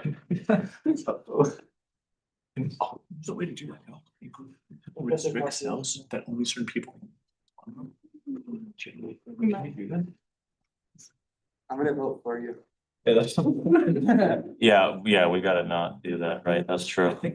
I guess honor system did. I think there's a way in Google Sheets to ensure that certain cells only certain people can access or edit. We don't need the honor system. Okay, it seems like, I'm sorry, 1 second. So Mahis is not here. Senator Manala, have you submitted your vote? Not yet. Okay. Is there anyone else who is here and has not? None? Bishop.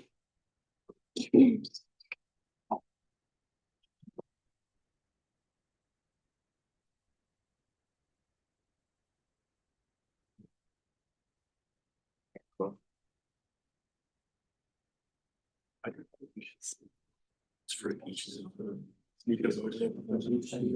But it says it's like attempts though. The show.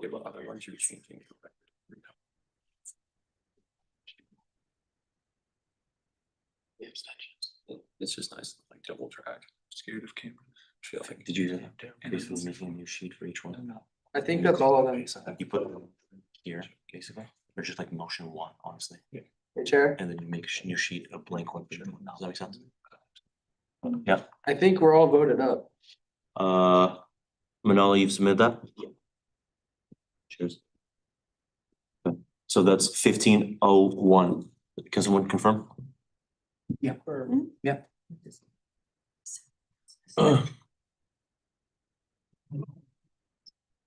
Okay.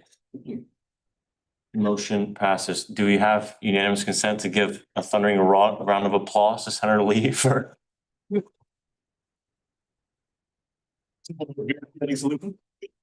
That's what we call gaucho innovation right there. Okay, so that was the first one.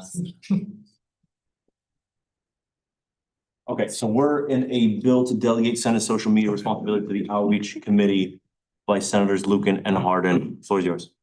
Thank you. Yeah. Oh, thank you. Yeah, this, I talked to most of you guys about this. It's pretty straightforward. Doesn't change anything except to add responsibility to the outreach committee. And then everything else remains unchanged. I've talked to many of you guys about this. I think it makes a lot of sense. But I'd love to hear your thoughts if you don't agree. Pardon? I have nothing to add. Pardon? I have nothing to add. Okay. Okay, floor is open. Okay, so we have done this, there's precedent for this of people who are interested but who are not senators speak on specific items while we're on the item. It's kind of up to what we want to do. I think Osani would want to do that. Do we want to hear from senators first and then move to Osani, or Osani first and then senators? Senator Lugan? I would like to hear from Osani. Same. We chilling with that? Chilling we are. Osani, please come up. All right. Hey, guys. I delegate the account, the ASU Senate account for all of you, 23 now, right? Cool. Yeah, we're gonna have one out with him very soon. Our graphic, we have all the people who completed their forms, we have their graphics done. We also already have our plans for our Senate campaign this quarter. It's gonna engage a lot more with committees, like chairs, co-chairs, and basically getting students to understand and be educated on AS and student government. This bill in particular, I don't think this is something that should necessarily be passed. Mainly because like it doesn't necessarily make sense to have two separate departments delegating the same account. And also, I mean, I don't know, am I kicked off it? No, I'm not kicked off the account, right? You would still be on it. Yeah, that doesn't make any sense. I'm in the office internal vice president. You guys know that? So I just think it's to make a piece of legislation to govern my role for me is ridiculous when you could just speak to me instead. Also, I would love for a liaison committee to actually be on this bill instead of outreach. But that's just an opinion. What do you mean on this bill? The name, I mean, and the wording. Okay. Okay. Yeah, thank you for sharing your thoughts. I want to clarify, this doesn't interfere with your role at all. It just adds senators, elected representatives to access the account that, you know, is supposed to show the work that they're doing, right? Which I think would be helpful because we interact, like we as the chairs of outreach committee and the outreach committee interacts with the Senate as well as the student body much more than you do due to the nature of our role. And then, yeah, it keeps your role same as is. And sounds like you have some great ideas for the social media coming up. I think it'll just promote collaboration and promote increased outreach, which again is the role of outreach committee. So hopefully that addresses your concerns. Yeah. I'm gonna respond. Can I respond to that, Chair? Of course. Yeah, that you gotta understand that it really does affect me and my role and what I do in my BS and you guys. I am literally safeguarding your guys' whole perception to the whole school and administration of, she was here, Susan, like all those people are looking at that account and do frame their very biased opinions on what is being put on there.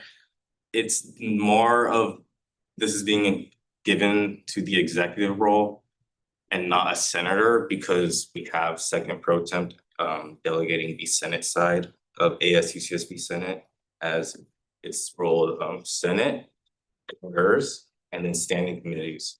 So standing committees all get a chance on the thing, but Senator graphics, they're just graphics. They're nothing more. The things I want to do is more than what the account is supposed to be as of now.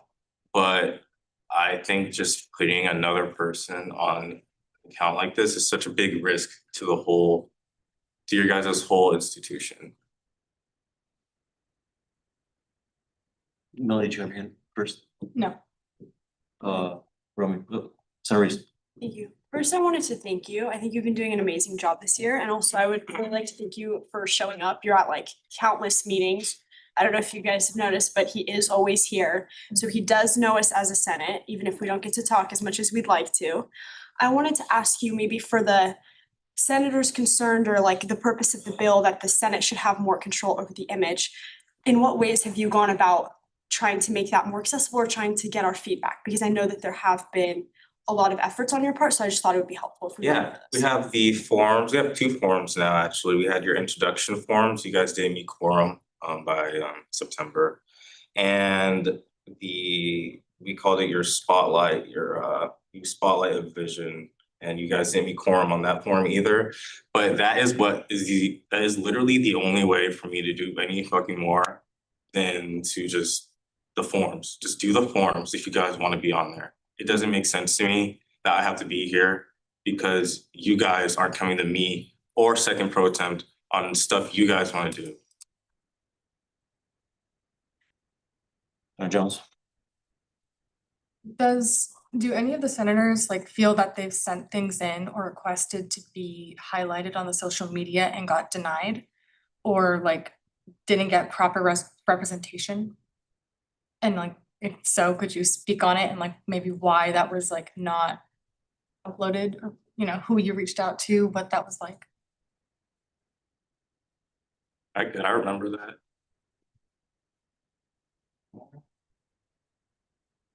No one else has anything. I just think. Questions? Luca?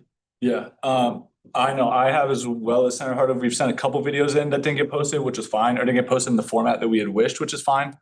And I think it was something relating to the Save Deltopia campaign of the pumpkin patch. I think you bring up a great point that you're not able to do your job as effectively as you would like to when people don't respond. Thankfully, we as senators have access every week to and have more frequent communication with other senators, which would make it easier for us to, given this bill passes, promote all that on social media. So I think you actually make a really great point for the bill in saying that. And I appreciate you pointing that out. And I would like to work with you through the passing of this bill to improve the Senate's social media presence. Thanks, Senator Young. Can I respond to that? Yes. Like, that doesn't make any sense to me. It won't help.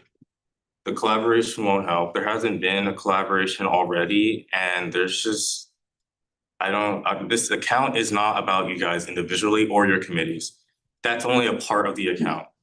You got your graphics, your little graphics I made, that's the only part that is so functional that you guys should be making me come up here for this. Anything else, all the other videos, like the videos not being submitted, they didn't qualify. I delegate the account, so I don't think they qualified for a post or a story or whatnot.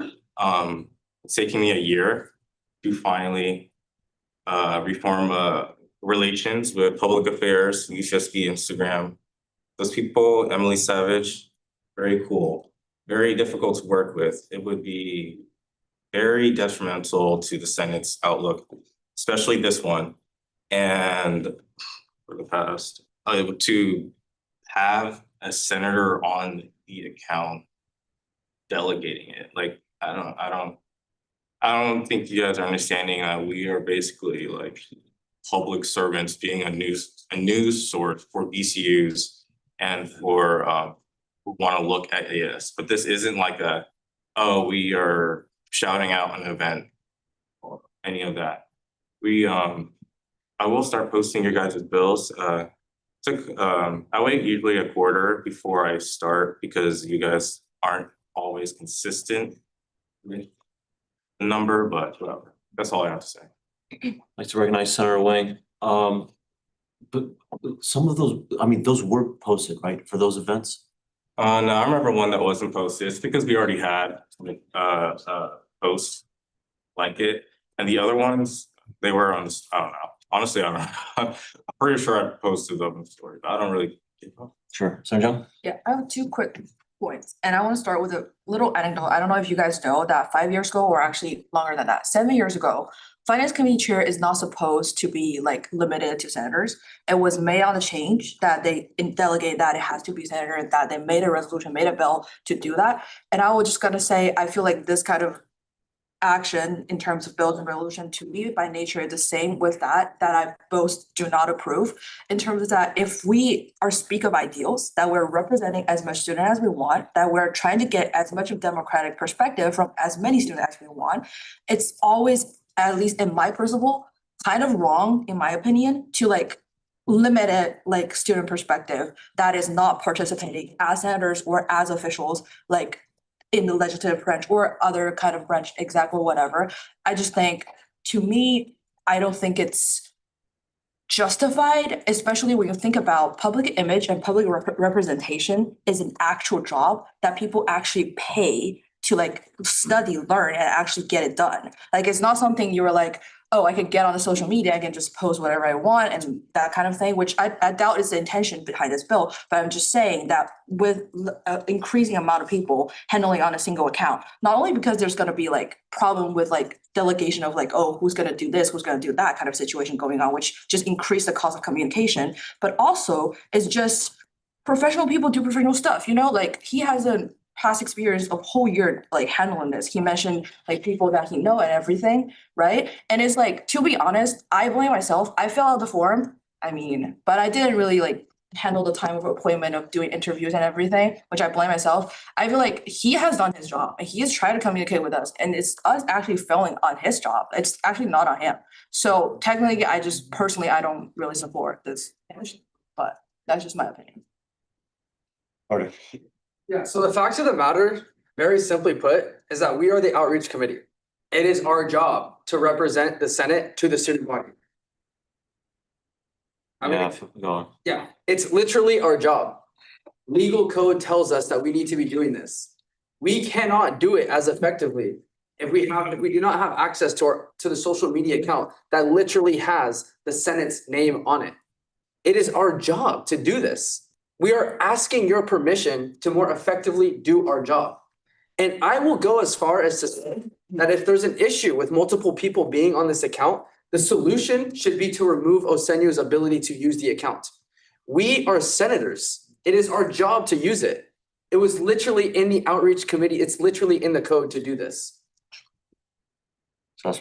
Yeah, I think there's a larger concern like down the road if there's outreach committee chairs that are less qualified than those who sit here today, who have done a great job.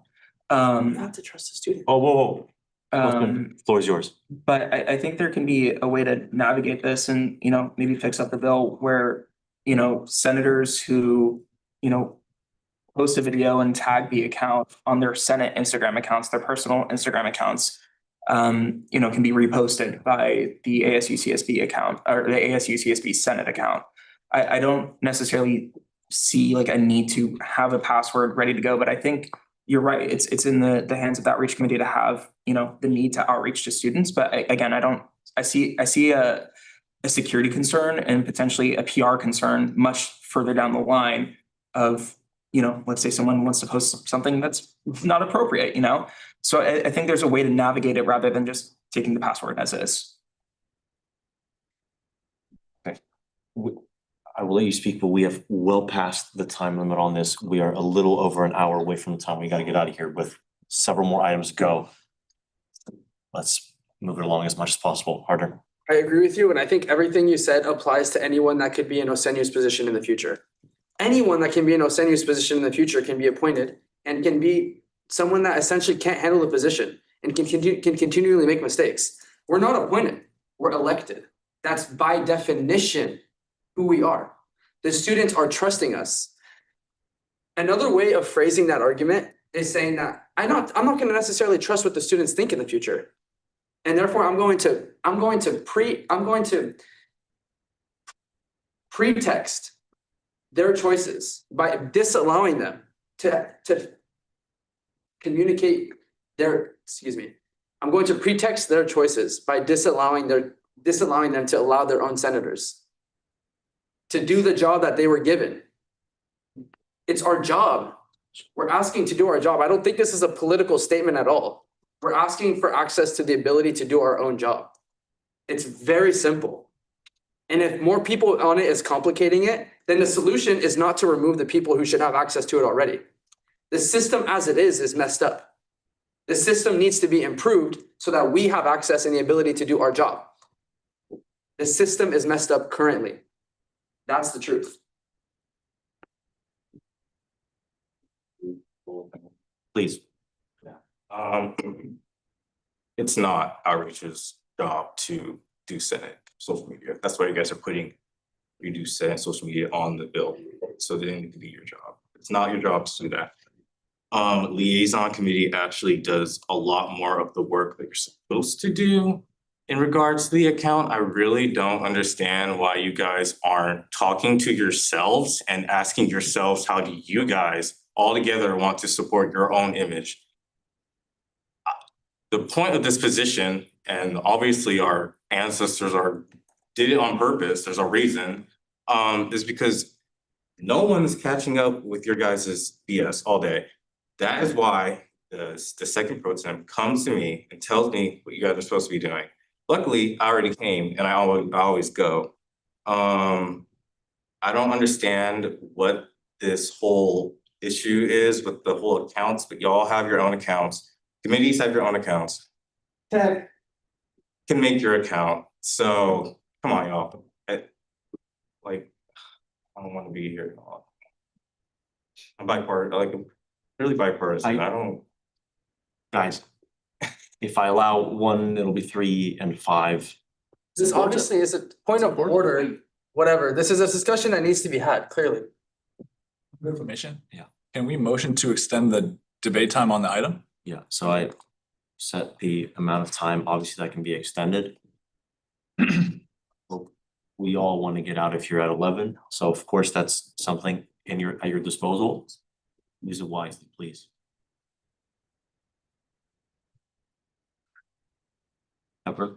On quick topic. What was said is that it's ridiculous to make legislation telling Osenio how to do his job.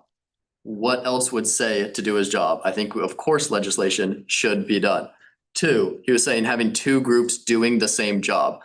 I believe the Senate account is not as good as it should be, perhaps partially because of us, but also there are 536 followers on it. A small fraction of the student body, and yet he says he represents the image of the entire student body, or he represents our image, the whole student body. Barely anyone's following this account. There have been less than 20 posts this entire school year. Less than 20 posts. We need more. We need daily posts, and that is the job of the outreach committee.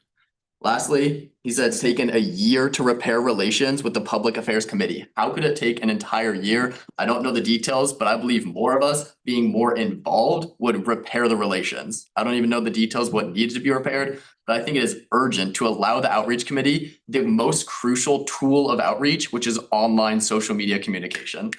I yield. Or you spoken twice?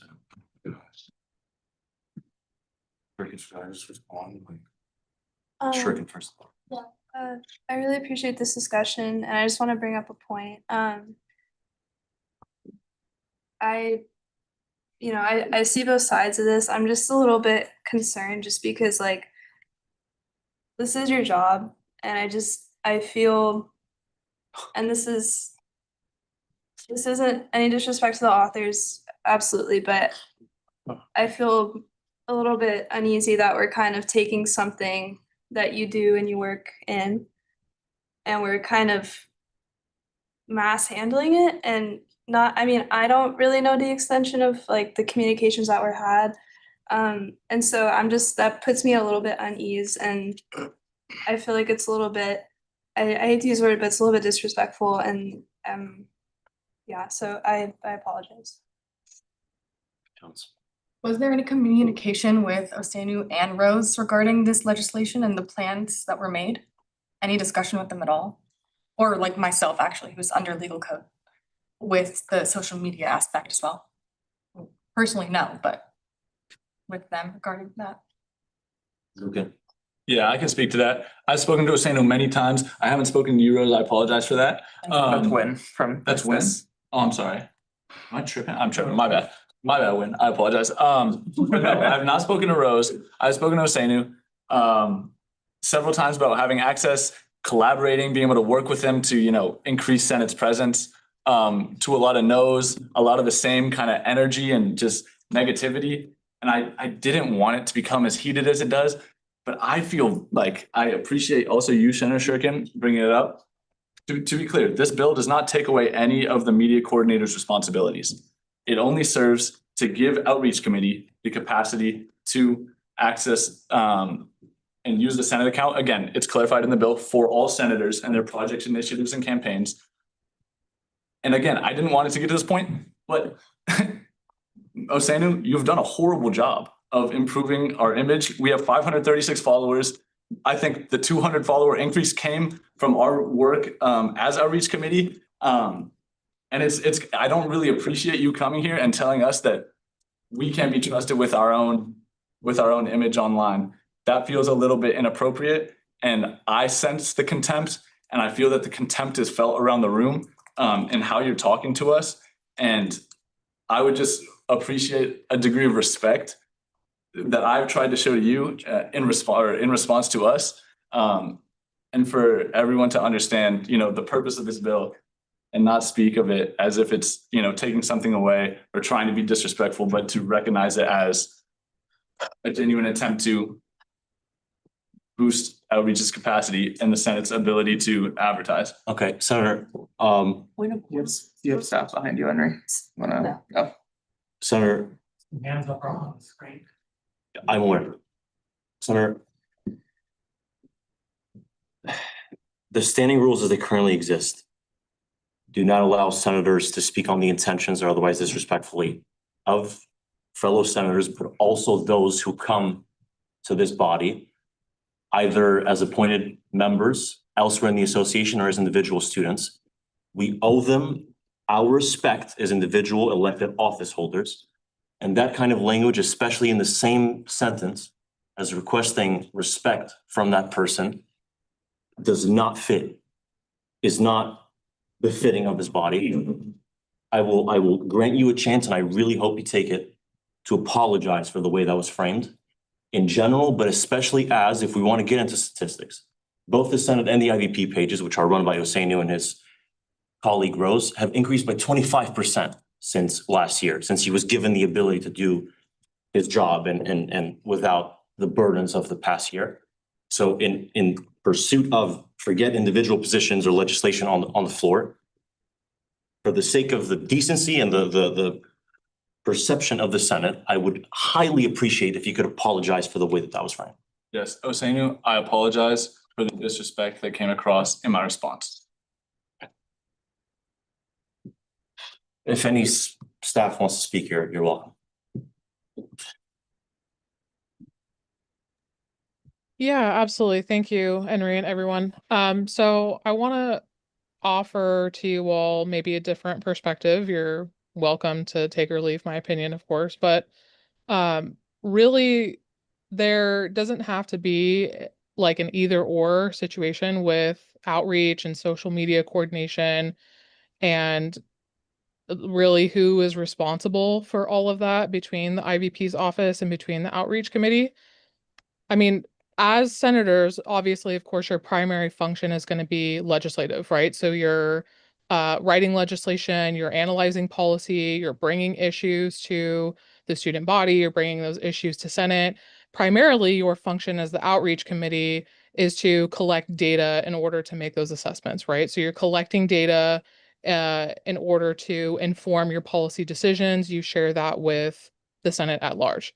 And so what the IVP's office, where there's a relationship with that, is they have a huge responsibility in the internal affairs of the association.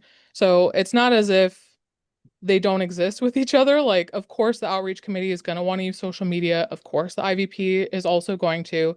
You all have a really big opportunity here to build a more robust working relationship. Like, we hope as advisors that you take these opportunities to network with each other, to learn skills from each other.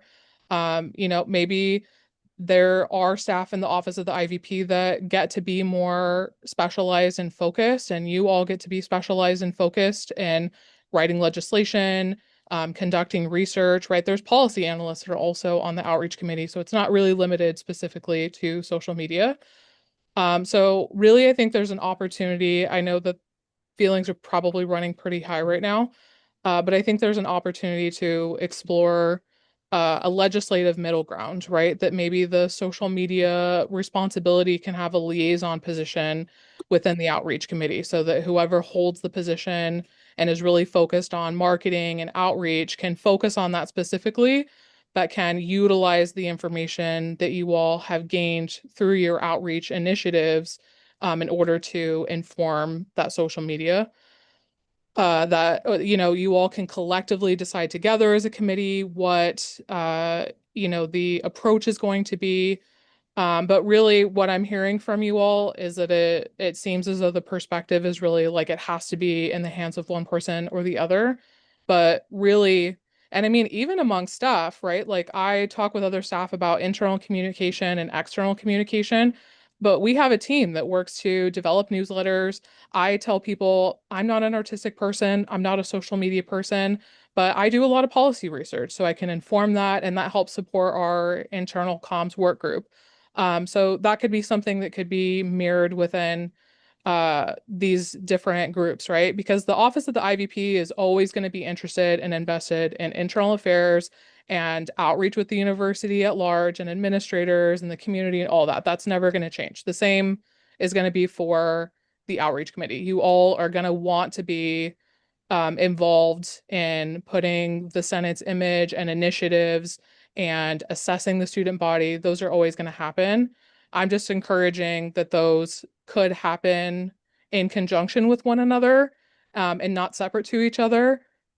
Because really, I mean, it's corny, but like, we don't have to duplicate services. We can work better as a team. So I want to encourage you all that there are other options than just saying social media management for the Senate belongs in the office of the IVP or it belongs in the outreach committee. I don't think that that's the only option that can be explored here. And I think that there's an opportunity for you all to use your individual strengths and combine those into a really effective social media strategy. But that's just my opinion. I'm more than happy to talk through like specific legislative amendments. I'm happy to meet with you all individually. But I just want to offer that perspective that it really doesn't need to be one or the other. It really can be more strengthened when there are more resources put towards it. And that's all. Marissa, I saw your hand up if you wanted to go next, but thank you all for the floor. No, I was just trying to make sure that they all saw your hand too. So thank you for chiming in, Holly. I just want to share with y'all when I see things heating up, I will intervene. Holly will intervene. But your IVP did a phenomenal job there. When we can feel the tensions, I've made a promise to you all that we will step in, and things were getting heated there. So know that when there are moments like this, there are expectations of your behavior with each other, and we're going to hold you to those. And also, this to me sounds like maybe there's a mediation that needs to happen, and a resolution did not happen between two groups. And that could have been solved by having somebody come in and facilitate the conversation rather than having to go to legislation. So consider that an opportunity to also use the ombuds or use RJ or come to your advisors and ask to help facilitate a conversation to come to an agreed upon resolution. That would have saved a lot of us a lot of time right now. Thank you. Tony? I just wanted to add as a point on this, regardless of whether or not this specific resolution is the way of resolving this. I do think it makes sense from a purely logical standpoint that authority over the Senate's Instagram account should originate in the hands of the Senate, as opposed to the internal vice president, which is a separate position elected separately, which has autonomy from the Senate as a body. I don't know if that means this is necessarily the way to do it. And it could be, we could have a system where the Senate delegates its authority to the IVP's office or something like that. But I think on paper, authority over the Senate's image online should originate with the Senate, and we should have the right to decide who to delegate it to. Senator, to make clear, because you were contrasting elected positions, I just want to make sure you're aware that the internal vice president does not run that account.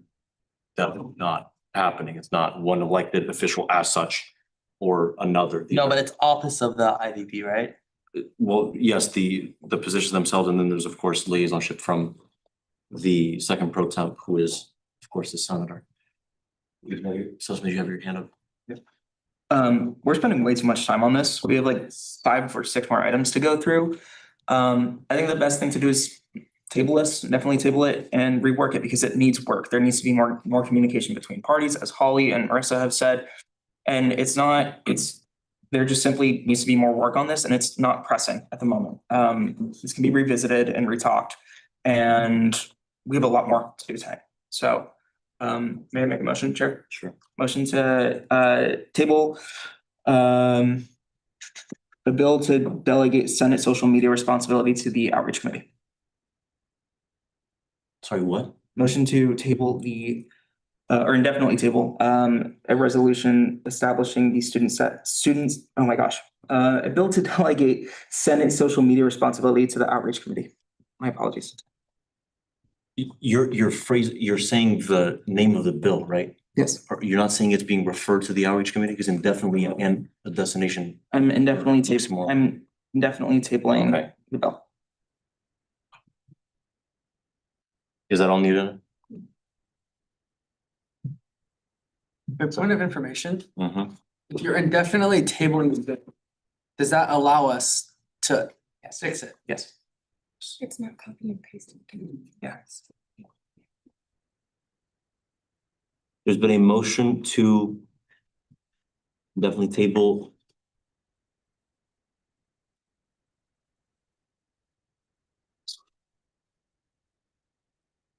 There's been a motion to indefinitely table a bill to delegate Senate social media responsibility to the outreach committee. Is there a second? Oh, no. Second. There's been a second round of discussion. Dennis Simonio. Call the question. Question has been called. Jim Jeff, call the question. Would you say your objection, please? Yeah, I want to discuss what people would like to see changed because I don't understand. Do you senior call the question? Sure, questioners. Caller submitted. Do you have your hand up? Are we now back in discussion? Yes. But there needs to be communication between us and you. I asked this in outreach committee, which was said yes, and I anticipated that this was also with the second president pro temp. I shouldn't have assumed because we all know the saying about assumptions. But there needs to be clear communication and guidelines as to how this is a shared responsibility, not going in the power. It's not a power balance issue. Right now, this is what breaks Senates apart, which is people get caught up in power imbalances and one power here, one power there. This is just simply about, social media presence, which is at the end of the day, it's Instagram. People scroll on reels and forget. But besides the point, there needs to be communication and clearer expectations that should be communicated with staff about not only how we want to be perceived as a Senate, but how the professionals, within marketing and PR, how they see this as well. This is, again, not needed to be passed tonight. It just needs to be communicated and reworked and rethought. That's all. And that's what I'd like to see. Lucan. Yeah, so first of all, I apologize to Senator Jones. I genuinely did not know that you were involved or that your office was involved in the social medias. So I would have liked to work with you had I known that. I had worked with the media coordinator, tried to work collaboratively throughout the fall quarter to little success. And so this bill was not an attempt to change anything about the media coordinator's role, but to add to outreach's role to ensure that outreach could also do that. So in my mind, it has that dual balance and it has that balance. So what I'm asking for in this motion or in this discussion is for someone to clarify exactly what they think needs to be adjusted, because I literally don't know, because as far as I'm concerned, like my intent of the bill, I think covers those issues that you raised. So I would like to know more. Senators, I hope you have Lincoln-like brevity because we have 43 minutes. Have at it, Senator Jones. On that, I think Holly's idea about having a liaison on the outreach committee for this purpose is a good idea. And if you need that to be me, being that it's under my legal code, I'm very much willing to come to outreach committees or like making a bill that establishes that the second pro temp should be on the outreach committee to fulfill this role if necessary. So that because I'm under the IPP office as well as second pro temp, not just a senator, I'm already working with Osainu and Rose in the first place. And it makes it a lot easier in my mind. I don't know if that's an option you guys would be willing to explore or discuss further off the Senate floor, but just to answer your question. Thank you. Okay, we're on the floor. Jones? Call the question. The question has been called. Did the judge call the question? Consent. Okay, so it is legislation. It's not to pass it, so it's a weird gray area, but it's probably best to do our version of a hand vote. It's indefinitely tabling. It still has to do with legislation. Okay. Let's go on the spreadsheet. This is motion 2 now. Again, the motion is to indefinitely table. Right, so it's on the same spreadsheet. It's on motion to go under your on column 3, obviously. And yes would indefinitely table it. No would not. Abstention is abstention. Please get those in like. The point of order, I guess. There's no way to switch back to the gray box that I can see. And so there are senators that are on PPP, for example, and their votes still show up as what they voted for last time. No, that's motion 1. Go to motion 2. It's a different sheet. Yeah. Thank you.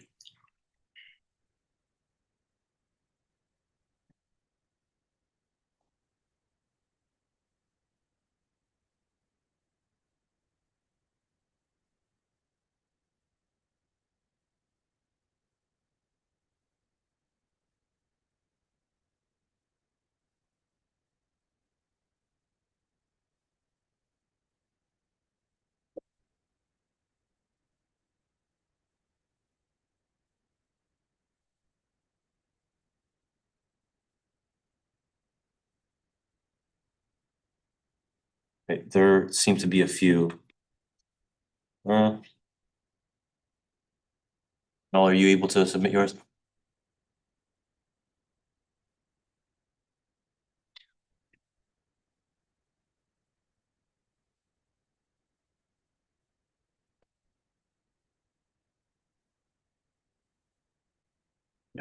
Okay. The other senators are taking, it's a personal privilege presumably? What an alliteration. Oh. Yeah, I think Sean, that is total, right? Is it rolling? 16. Okay. So that's 10-3-3. 10-3-3, motion passes. Take a breather. Thank you again, Vicky, for that. Yeah.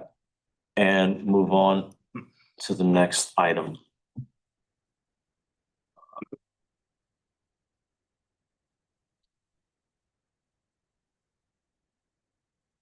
Okay, so we're in a resolution condemning the county board of supervisors' decision to approve the Deltopia noise ordinance. Senators Lugan and Hepburn, floor is yours. This resolution was drafted after the decision yesterday. The decision being to impose the noise ordinance. That could be implemented on the weekend of Deltopia or whenever the sheriff's office believes that Deltopia will happen. And so this resolution is to take an official position for the association regarding our stance on the county board of supervisors approval of that noise ordinance. Yep, very simple. You guys can read it in 2 minutes or so. It just says the student body largely doesn't want Deltopia to be canceled due to our outreach efforts, and they did cancel it with actually collaborate with us and find a solution. And so we take a position against that. Okay, floor is open. Lucan. I also say that similar to the safety committee resolution, that it seems that a quick and timely response to, if this is the position that we feel that we should take, passing this tonight would be a smart move. I guess politically. Yeah, and perhaps this and the safety committee being considered in the same meeting might draw the board of supervisors' attention to the other safety needs on this campus, such as the ability to walk home safely without being assaulted and not just one party a year. Senator Sussman? It's point of information about processes in the association. Is the Senate allowed to speak on the association's behalf, or is that only the president? I mean, that's almost a question that goes beyond legal code. You're taking your position as a legislative arm of the association. That doesn't necessarily mean you speak for every single member of it, but you're able to sign contracts on behalf of the association. So it's the same kind of authority. Oh no. Motion to adopt a resolution condemning the Santa Barbara County Board of Supervisors' decision to approve the Deltopia noise ordinance. It was suspended. Yeah, you can't do that. My fault. There's been a motion to adopt a resolution condemning the County Board of Supervisors' decision, Santa Barbara County Board of Supervisors' decision to approve the Deltopia noise ordinance. There a second, Chief Simone? Motion seconded. There's been a second. We're now in discussion. Dan? Call the question. Motion has been called. You just call the question. Next time we move into the. Senator, would you object to us calling it the Lee vote as opposed to the hand vote from now on in your honor? Like the Lee Act, but procedure. Yeah, please go on for motion 3 on there. This should hopefully be rather quick. We can amend standing rules to reflect that. Not a hand vote. Make it bylaws. Bylaws change. People 20 years old, what? Yeah. Should have added that in building legal code. I know. Yeah.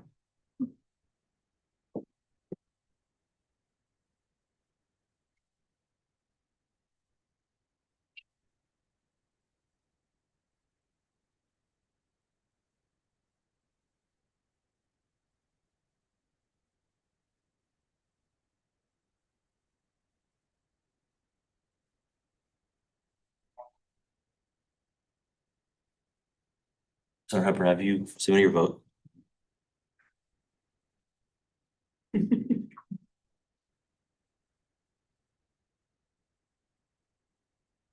It seems like that's everyone. So 1303. 1303 motion passes. Cool. That'd be replaced. We now move on to action items. Would you like consent? No? Okay, so we're in a bill to establish standing policy 44. Those are resolutions. Yeah, I'm almost certain it's a resolution established. Whatever. With the second, want to speak on it? Sure. This is, well, nothing new to add. As chair of outreach, the amendment. This is the wrong one that's on the agenda. Okay, would you mind if we table this next week? Yeah, sure. So the right one can be on there? Yeah. Cool. I would welcome a motion. Isn't it just not on the agenda if it's the wrong one? Because it's not the one that was discharged, so it's just not on the agenda. Just like the ontological entity that is this bill would be referred to next week.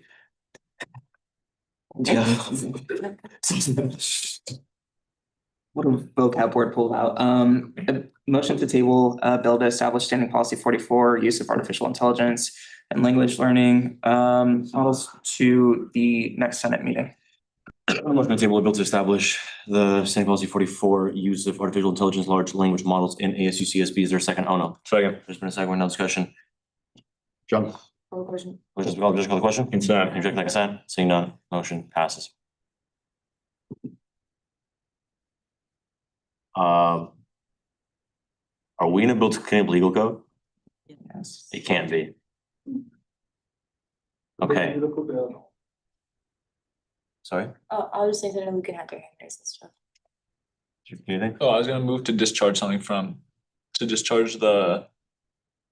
Right, My right. landlord, yeah. Can we do it after? Yeah, of course. Sussman?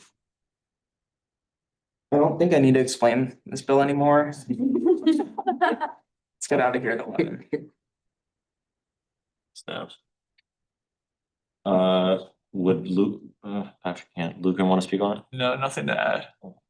Oh, well, I'll just say the amendments in outreach committee were, or sorry, do you want to mention the outreach from outreach committee? Because you understand them better than me. Yeah. A couple of them, I spoke to the former Attorney General, Taylor Iden, before fall recess, or winter break. Essentially, a couple of the amendments are pertaining to the IVP and the role with the chief compliance officer's revamped office in this bill, to which both parties have been communicated with. And then the second is remove or unstriking the the consent calendar.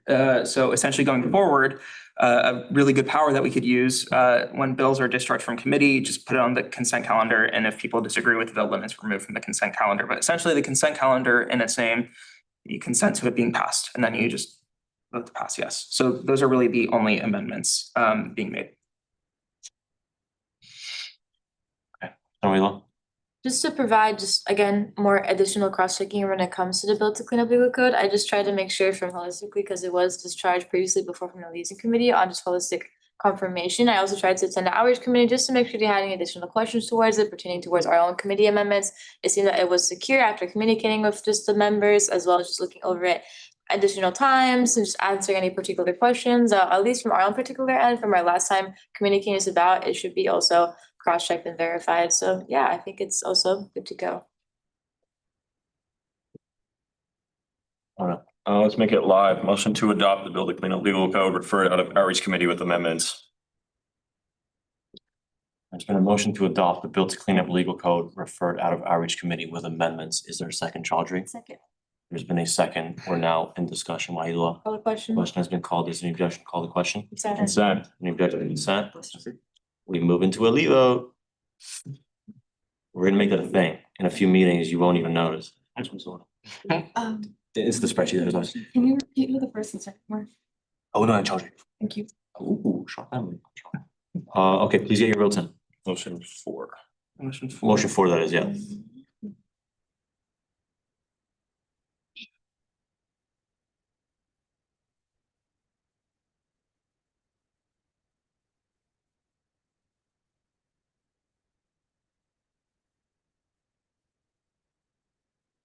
Kind of fun to watch.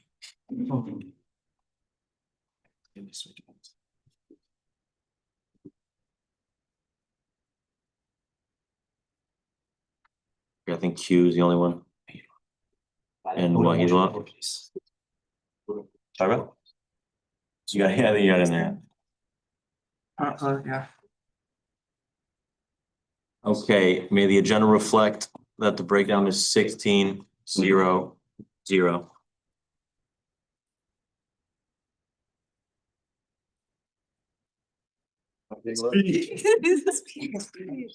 Go home. Okay. Husband, you get to celebrate with the lovely task of literally cleaning it up now and putting all the changes in there. Thanks. Congrats, buddy. Congrats. Okay.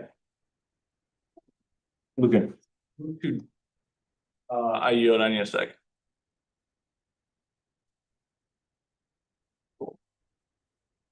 Lucan. I move to discharge a bill to institutionalize rate my landlord developers within the Associated Students Office of the External Vice President for Local Affairs from the Outreach Committee. Do you guys need me to copy that? Please. Been a motion to institutionalize rate my landlord developers within the Associated Students Office of the External Vice President for Local Affairs. Is there a second? Oh, no. Second. There's been a second round discussion. Wait, look. Question has been called. Judge, call the question. Consent. Objection, I consent. It's unanimous pass. No, it doesn't pass, brother. Jeez, what am I? Wait, no, it's just discharge. It doesn't pass. Okay, it's now on the floor. It was, oh, no.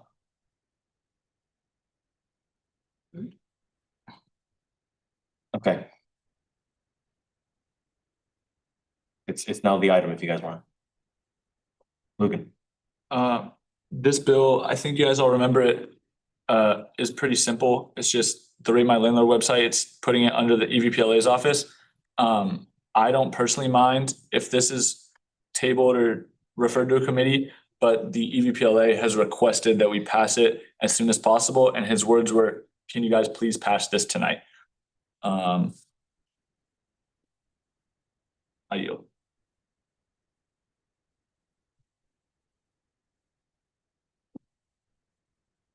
Are we enjoying the stillness of the night? I guess important information, I mean, like, of course, I recognize when it comes to the positional role of the EVPLA, when it has to digitally pass things as soon as possible, but when it comes to, I guess, any standing rules or policy, when it comes to bills, I don't, like, is there any particular way to cause things to be adopted on the same day as soon as possible, or I assume there's restrictions, right? This came Oh, I mean, oh, it's just, centuries ago. yeah, Yeah, and the understanding was that it would be voted on either at the last meeting of fall or the first meeting of winter, so there are no procedural issues. oh,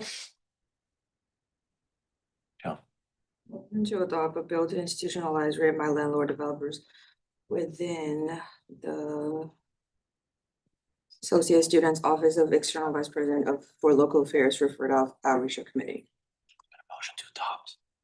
A bill to institutionalize Rate My Landlord developers within the Associated Students Office, the External Vice President for Local Affairs. Is there a second, Chaudhry? Second. There's been a second, no discussion. How we do it? Other questions? Questions, called, Judge, call the question. Consent. Consent. Okay, especially time. Motion 5. Motion.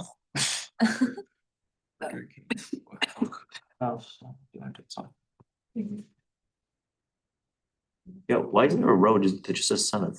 Or you mean some? Plus. Oh, I thought. Okay, we're still. I would use within like 30 seconds so we can actually yield the benefits of speed. Reap the benefits. Yeah. What?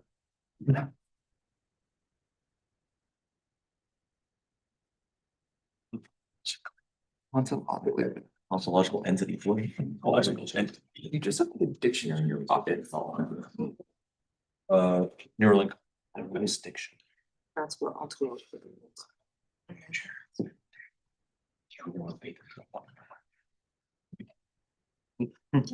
Yeah. Oh, sorry.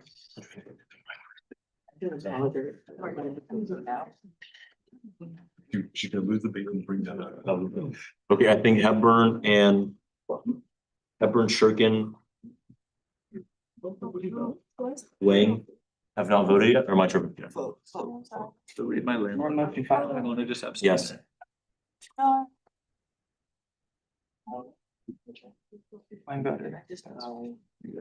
Right. Okay. 14-02, motion passes. Congrats, EJ. EJ got a W this week. Oh. He knows I mean that. Okay. Melanie, it has been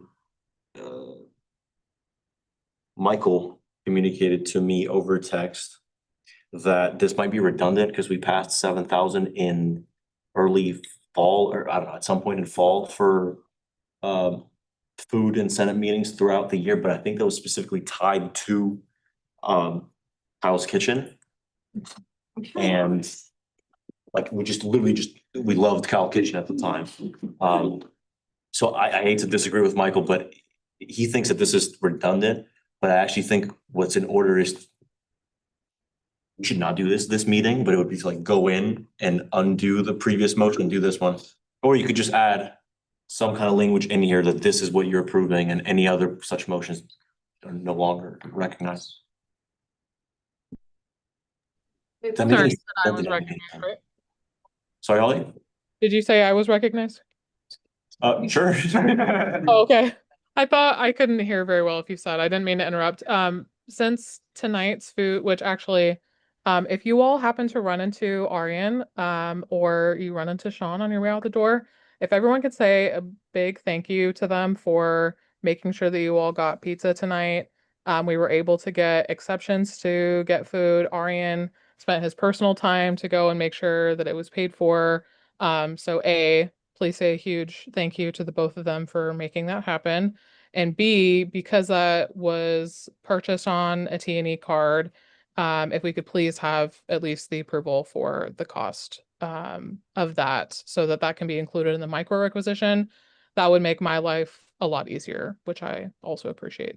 But we can sort out the rest. If the original motion at the beginning of the year funded Kyle's Kitchen, it would also be my opinion that you all could reconsider that motion to just food in general, so you don't have to repeat it, but we can sort that out. I just want to make sure that the expenditure reports for tonight's dinner are covered and they're not delayed an additional week. I think we only have like 48 hours to finalize the report. So if that can be included at the minimum, I would really appreciate that.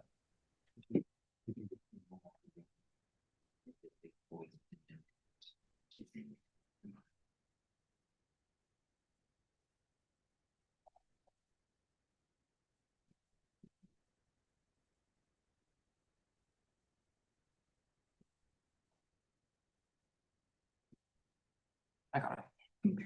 I got it. But patience, guys, sorry.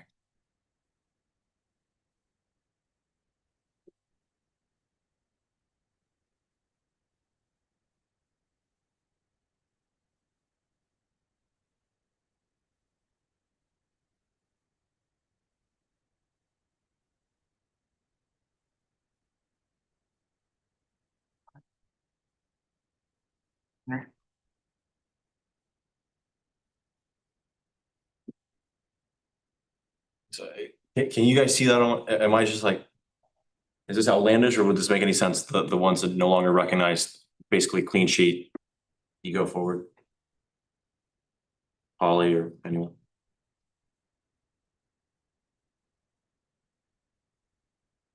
Okay.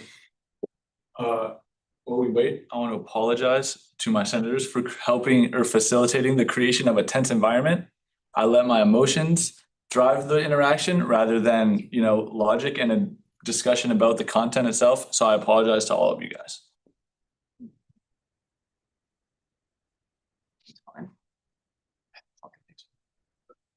Holly, are you okay with these motions? If you can see them on the agenda? My internet is betraying me and I'm trying to pull up the agenda. I see that Vincent has his hand raised, so if somebody else looks at it, I mean, Yeah, sure. Hi. So I don't know if no longer recognized is the best term. I think you could say this is more of an update. Update just sounds much nicer than no longer recognized. What do you think? How about is no longer applicable? Was it applicable in the past? Yeah. Yeah, so I mean, to me, that sounds like an update. Just update it. Okay, geez. Motion to update the prior motions made regarding Senate food expenditures regarding winter quarter. In the winter quarter, sorry. There's been a motion to update the prior motions made regarding Senate food expenditures in the winter quarter. Is there a second? Oh, no. Second. There's been a second round of discussion, Chaudhry. Questions, call the question? Consent, seeing no motion passes. If our team is confused about what that means, I'll let them know. Yes, please. Jones, Motion to approve up to $7,000 for winter quarters weekly Senate dinners. there's been a motion to approve up to $7,000 for winter quarters weekly Senate dinners. Is there a second, Chaudhry? There's been a second round of discussion, Nona? Call question. Questions, call the question? So. We go into the spreadsheet now, by the way, because it's funding. So motion 6, please, let's do this quickly.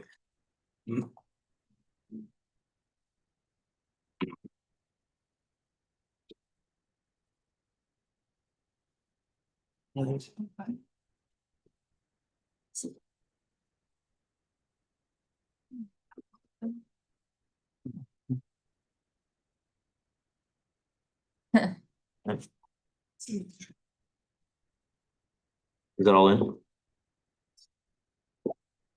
There are 3 more needing to come in, please.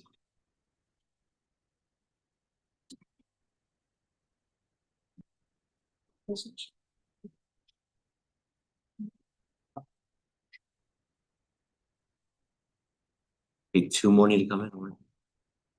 Shurkin and Lucan. Wait, sorry, what motion is that? I pushed the wrong. Six.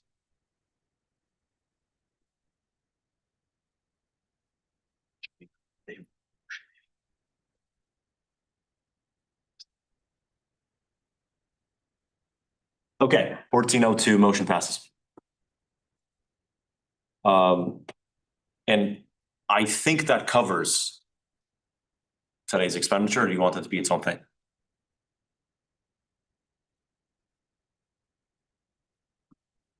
Vincent? I'm sorry, can you repeat that? Do you think this motion also covers the expenditure from today? The Rusty's Pizza one? Sure. We can let the legislation. I agree. As long as, the requisition will be turned in, I guess, sometime after today. So these approvals should cover for the remainder of the winter, but you just have to make a note to do this again, of course, for the spring. Yeah, and for centers, we've been preparing a sort of schedule. Senator Jones took the lead on that, so thank you for basically we'll be ordering every week, so it's differentiated and appeals to as many people's tastes as possible, and it's not the same thing every week. Sure. We'll probably speak about that next week. Yeah, works for me. Cheers. Okay, nothing in old business.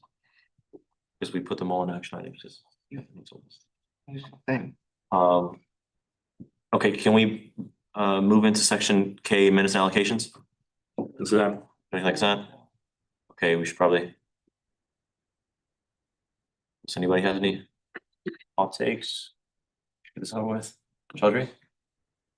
I was the motion, motion to approve all minutes and allocation. I'll bundle and approve all minutes and allocation. There's been a motion bundle to approve all minutes and allocations. Is there a second? Waila? Second. Is there a second round of discussion? Oh, no. Call question. Question has been called. Judge, call the question. Anything like consent? Seeing none, motion passes. Oh, appointment, right. Do we have unanimous consent to move to section M, appointments, resignations? Consent. Like consent?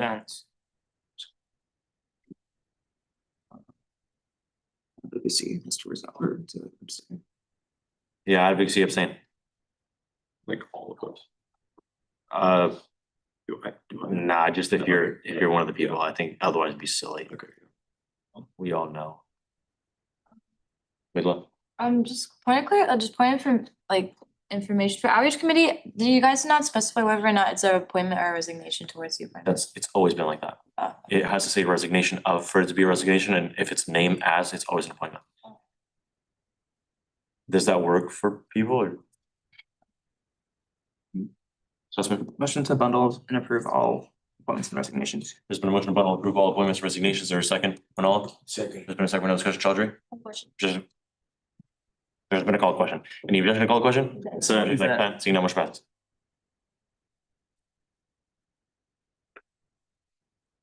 Okay, now we have a major dilemma. Do we have the discipline as an institution to discuss something major for 15 minutes? And really just give it 15 minutes and not get carried away and get out of here then? Or should we just put a nice bow on this incredible meeting now and leave it for another time? Do it. Should we do an informal vote? Yeah. Who wants to do a little? Stay a little longer, the first option, hands up. Oh, Vinza? Yeah, the choice is of course for you all to make, but I did stay for the entire meeting to get to this. Oh, okay, that's. I think, yeah, Yes. It's pretty. I think that. No pressure. No, but I haven't made that motion. Please don't.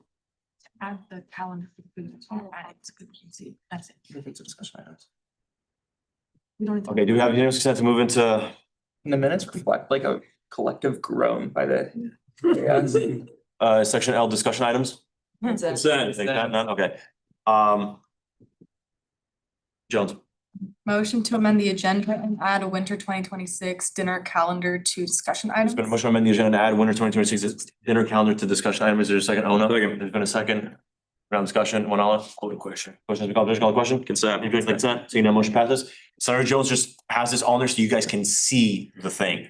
And I don't think it needs to be voted I don't have on. access. I don't think anyone does. I will fix that in just a second. Yeah, this is not the most pressing thing in the world. It's just on there. Okay. Yes. Who was the second? Oh, no. Next motion. Sussman.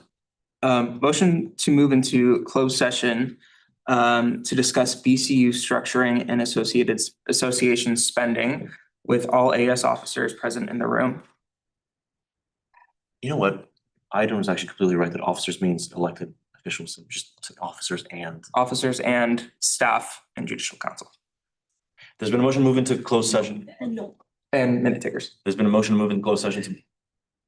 An easier way. Why did you do it twice? Motion to move into closed session to discuss BCU structuring and association spending with all association officers, elected officials, and judicial council members and minute takers. And staff. Is there a second? Sorry? Second. There's been a second, we're now in discussion. Just want to Call the question. call the question. Consent. If you like consent. Seeing none, motion passes, we're in closed session.